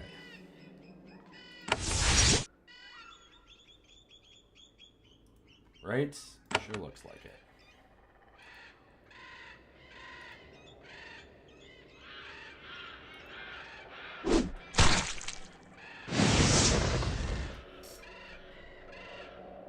One v one me, bro, and by that I mean 1v1, 1v3 me.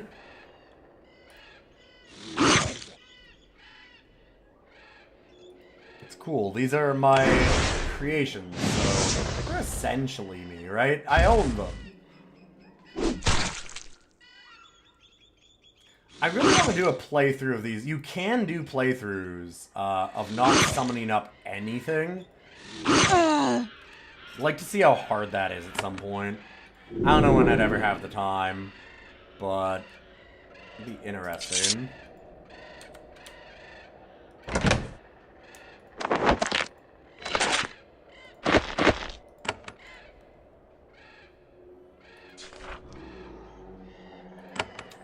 150 experience away from leveling.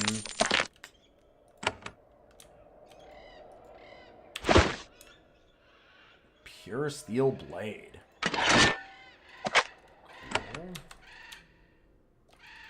We have all these like shielding spores and stuff. I could probably try and use that and fight Melancon. I don't know that I want to do it yet.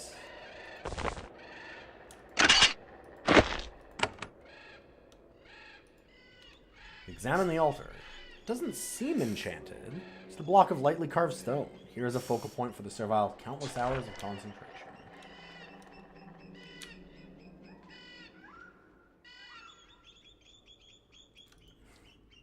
They announced the next Kickstarter, and it's not Geneforge 3 yet. Were they going to be doing all of them? I thought they were just going to go to a certain point of the Geneforge series. I thought that they were going to leave it at, like, the first 2. And by they, I mean just the 3 out of the 5 games. Okay. So, this is made by Spiderweb Software, which was an indie dev before there were such things as indie devs. Because it's just like a solo person doing it.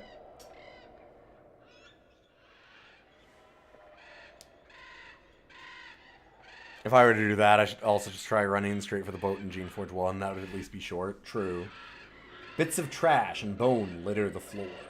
The wind can't clear away the reek of rot. You're heading toward the trash pits. As you proceed, the smell gets far worse. It's hideous, gag-worthy. There's something back here far nastier than garbage.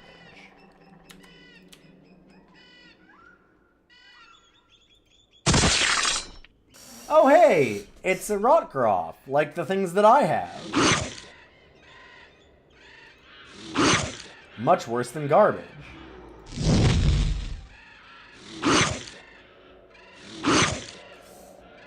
Well, oh, that didn't kill. Holy shit. I just have a huge health pool.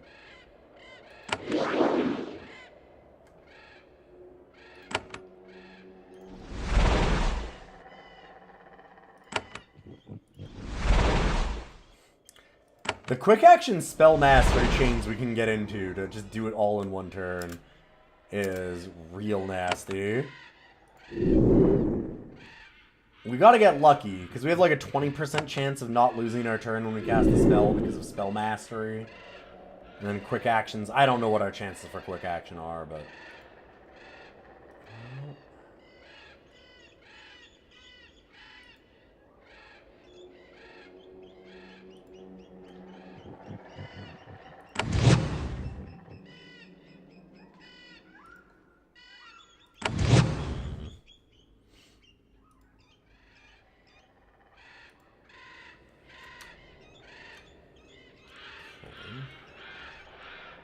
I'm guessing it's the one Rotgroth. Just want to make sure. Okay. So what is in here? Rod of Succor.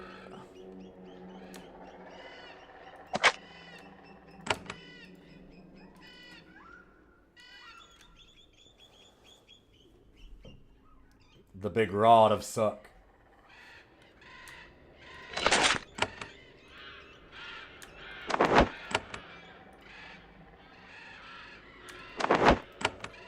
Robes. Cool. If you remember correctly, in a lot of old Spiderweb software games, each point in quick action has a separate 10% chance. Yeah, maybe. I just don't even know how much I have for quick action. 0, apparently. 4% chance. Oh, and this one's only weapon ones. Agility, I think, gives you, like, a chance to... There's something else that gives me a chance for quick actions. Might just be haste. It might just be that I had haste on. I don't remember what that one does. Also, with my blessing magic, I get plus 69%. Wasn't it my gloves? My gloves are spell mastery, which is different.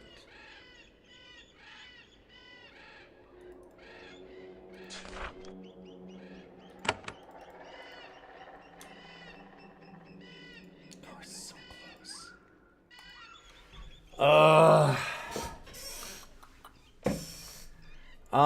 Now that we have these Rotgroths, I could also try, because Melancon is a real fucker, apparently.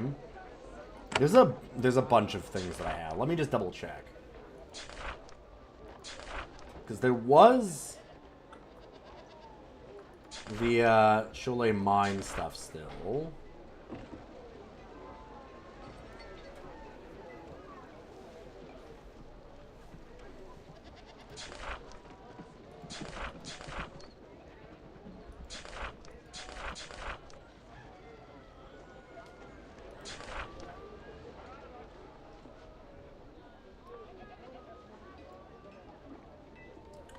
Go through the Barzite lands and try and do that. You could also do this escaped serviles thing. The Barzites want us to help get back some ones that escaped. And I'm sure that we can choose to betray them. Has there ever been a game in which a spell named Haste wasn't either ineffectual or utterly criminal? I don't know that it's utterly criminal here, although I would say that it is almost necessary at times.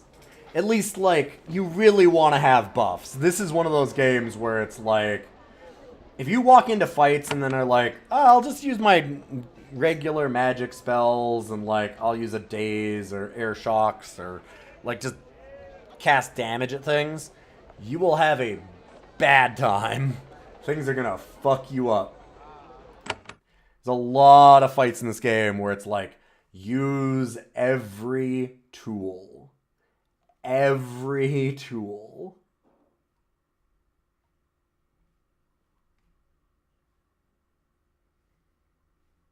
And yeah, action economy is king in a lot of games. Okay, so it was in Hef?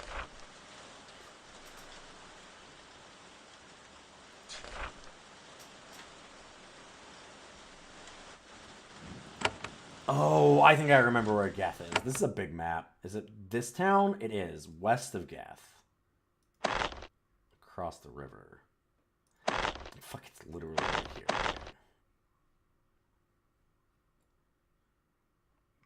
Well, or is it?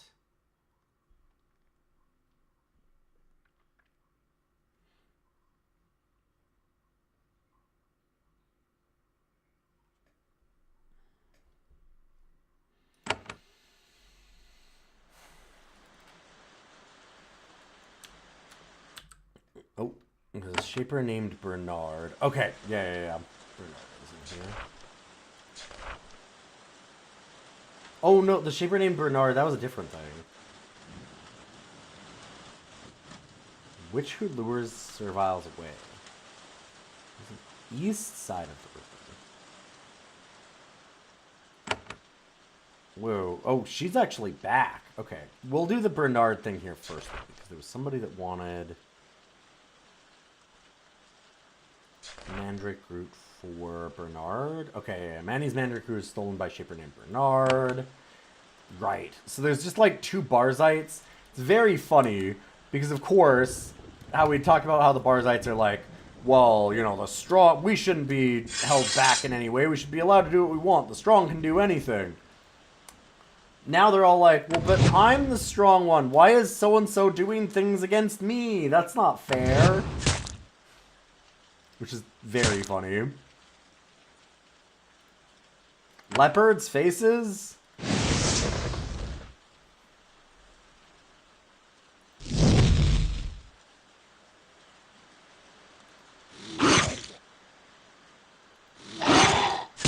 No, you don't understand. I'm the one that's allowed to do illegal things. You have to obey the law and not hurt me.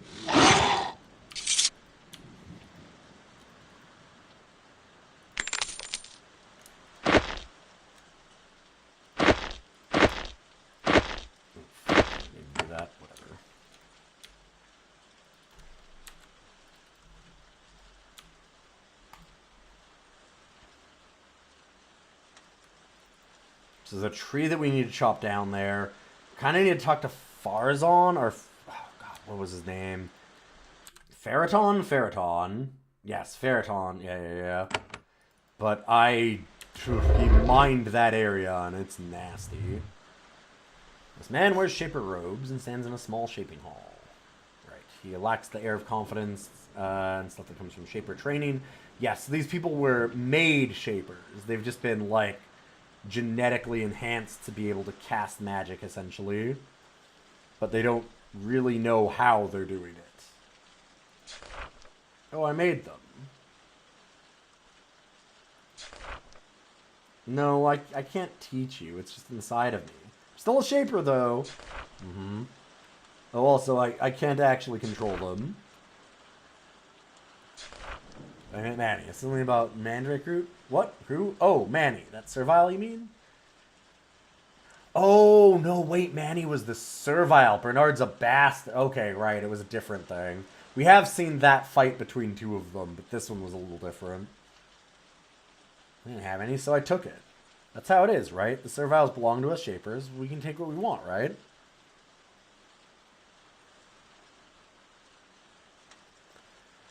Perhaps, but in our situation, you need to keep good relations with serviles. You should give it back. First, Bernard is enraged. He bumps chests with you, furious at the suggestion. Unstable fellow. Guy's wearing wraparound shades and this backwards hat or something. You meet his gaze and give him a look containing centuries of distilled Shaper authority. No matter where he borrowed his powers, he's not a true Shaper. He never learned not to fear your kind. He shrinks back, chastened. Then he leaves the room. In a minute, he returns and hands you a bottle. I'll not humiliate myself in front of that little servile. This is most of the mandrake I kept. I held a little back for my own work. It is all I will give him. He hands the small flask to you.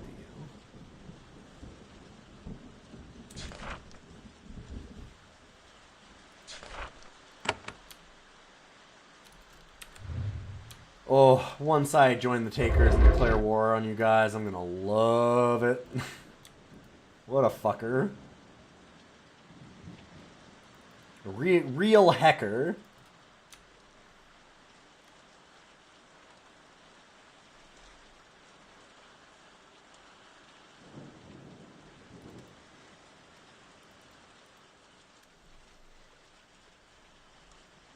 They nailed it with the, like, bumps chest move. Anybody that bumps their chest at you like that, it's like, oh. It's like bar fight 101.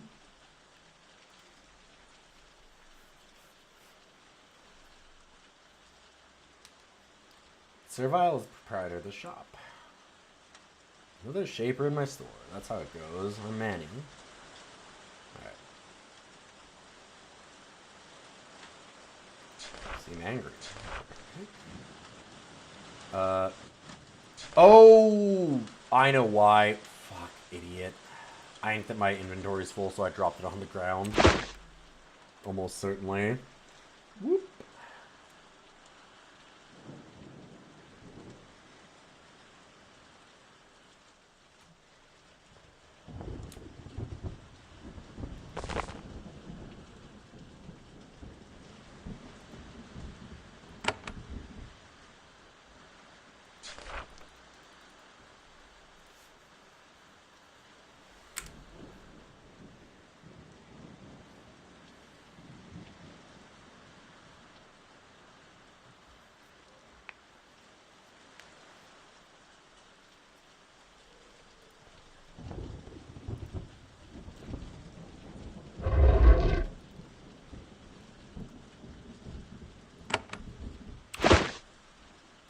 Hey, look, there's the mandrake fruit.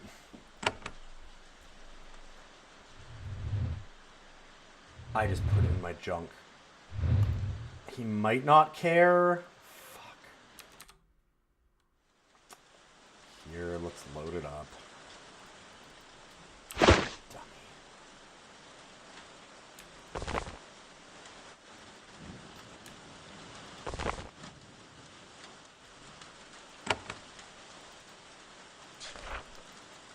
Not the smartest thing for me to have done.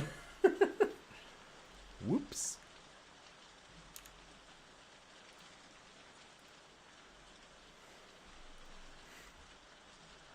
Sorry, 1 second.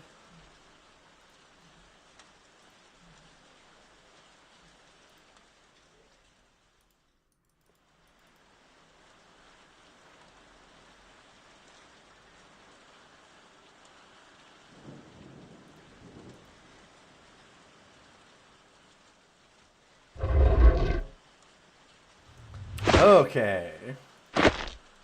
Not control click, which throws it into my junk immediately. Let's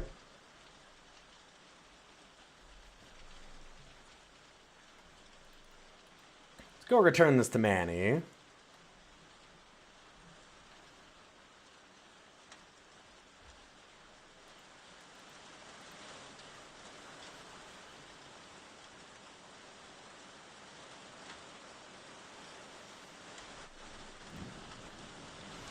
You seem angry. Oh, wait. I was right here. Found some anger. Ah, yes, this is fair of you, Shaper. You have fairly given me what I am due. I shouldn't have to pay you, since you've only made right what your kind made wrong, but I'll reward you anyway, just to be gracious. He goes back to his room for a minute and returns the flask. He gives it to you. Thanks.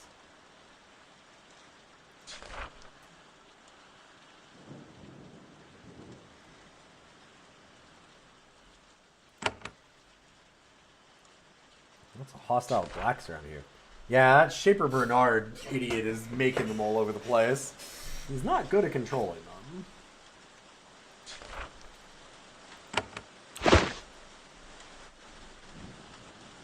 Kind of want to go into that back room and see what Bernard's cooking up back there.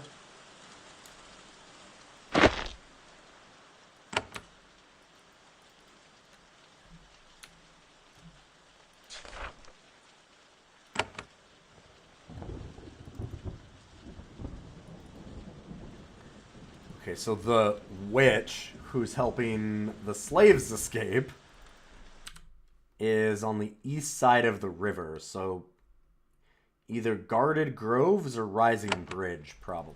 Let's go see if we can find her.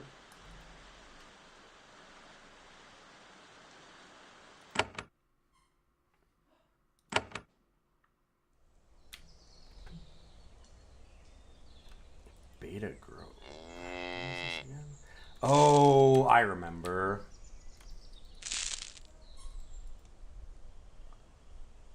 It's just a rogue beta down here. Just chilling.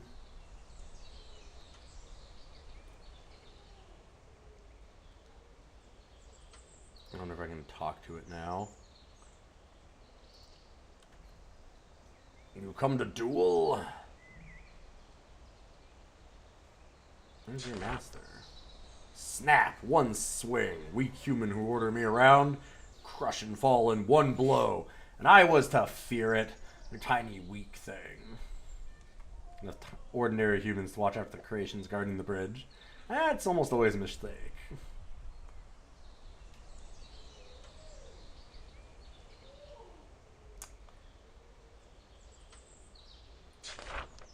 Even though you are very commanding, this creature is too independent has been independent for too long to accept your orders. It laughs at you. Now, I'm gonna leave it alone. No reason to kill it, it's just out here chilling. I will rob it, though.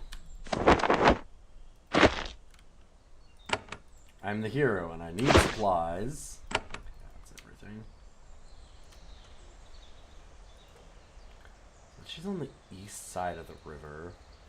Should be up here. Been through all this, though, it looks like. I remember this whole little fight here. There was a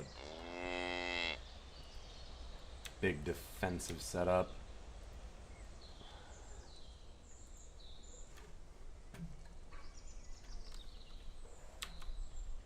Is there anything in here?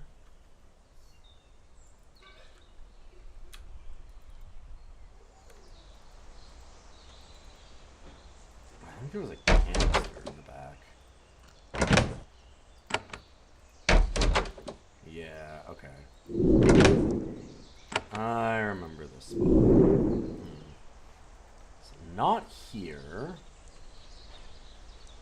It does say west of Geth, but east of the river.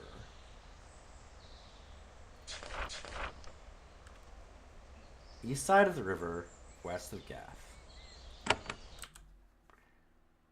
So yeah, somewhere in here. Could be the guarded groves, could be the old rising bridge, I suppose. Is there some area here that I didn't discover? We've got... Oh, actually. Wait a minute. We never went out this way. Holy shit. I didn't notice this little path. Robbery, time-honored hero tradition. Absolutely.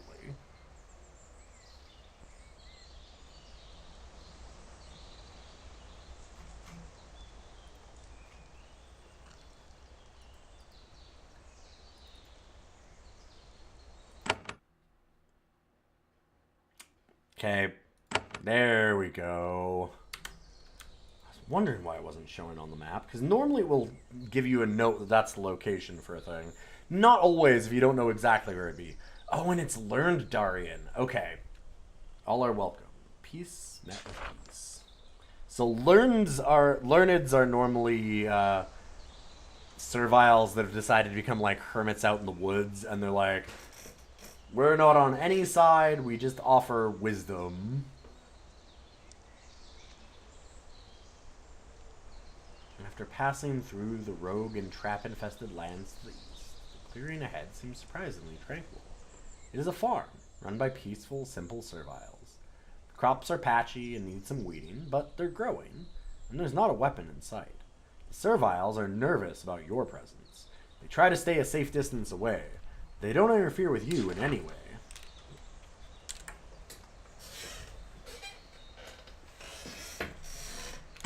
Shoot, just a second. I'm knocking my keycap off.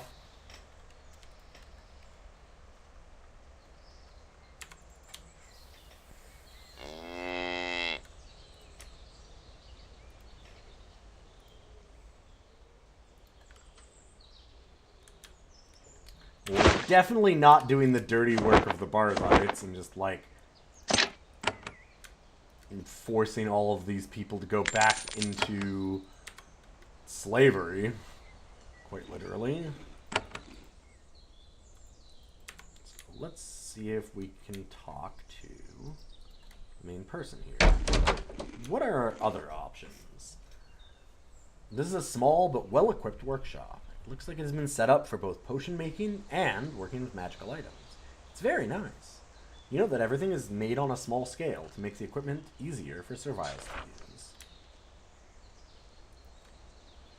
An old, hunched-over servile hobbles up to you. She's survived many years of hard work. Her patchy hair is gray and one of her hands trembles. The other is missing. With her surviving hand, she pulls her hood aside and examines you. She gives a little nod, as if you remind her of someone. Yes. Now as before, the Shaper comes. Maybe, this time, my advice can lead to good. Hello, I am Learned Darian. My years have, I hope, brought me to wisdom. I'm glad you found a way past the rogues that have troubled us. Maybe I can help you. What do you do out here? I'm a hermit.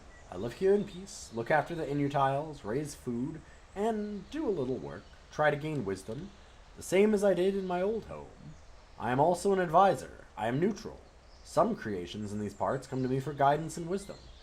Rarely a human as well. It is more difficult now, though. The rogues are a problem. What sort of things you tell your visitor? Oh, I accidentally hit 3, I guess. Asked about Inutiles. Inutile is a servant who can't work. Being unable to work is very painful to us. What do they do here? They tend to the farms. They're very bad at it. Still, we manage to survive, and it keeps them happy. Sorts of things you tell your visitors. Things that might increase peace and tranquility. I say what I can to end the war and madness that grows in these mountains. Madness that might spill out into the world. That madness has ensnared you. That is why I wanted to see you. You are an outsider. You are the one who might break the stalemate. I see wisdom in you. I see the hope that you might help us when we can't help ourselves. There is a way I can speak for you. Later, I can tell you more. What's your old home? Yeah, it was Susha, yeah. A place called Susha. Many of the free serviles in the Dry Peak Mountains fled here from there. Shaper Zachary and Barzal brought us to this place and sent us to build the cities here. It was painful and hard. She raised the arm that is missing a hand. I lost my hand to a rogue Fiora. Many lost far more than that. Who wants to share in your wisdom? All of the serviles, even the takers, come to see me from time to time. I tell them truth, and they choose whether to see it. The Shapers are arrogant, though. Shaper Barzal would never come to me. He looks down on the serviles. He'd never come to one for advice.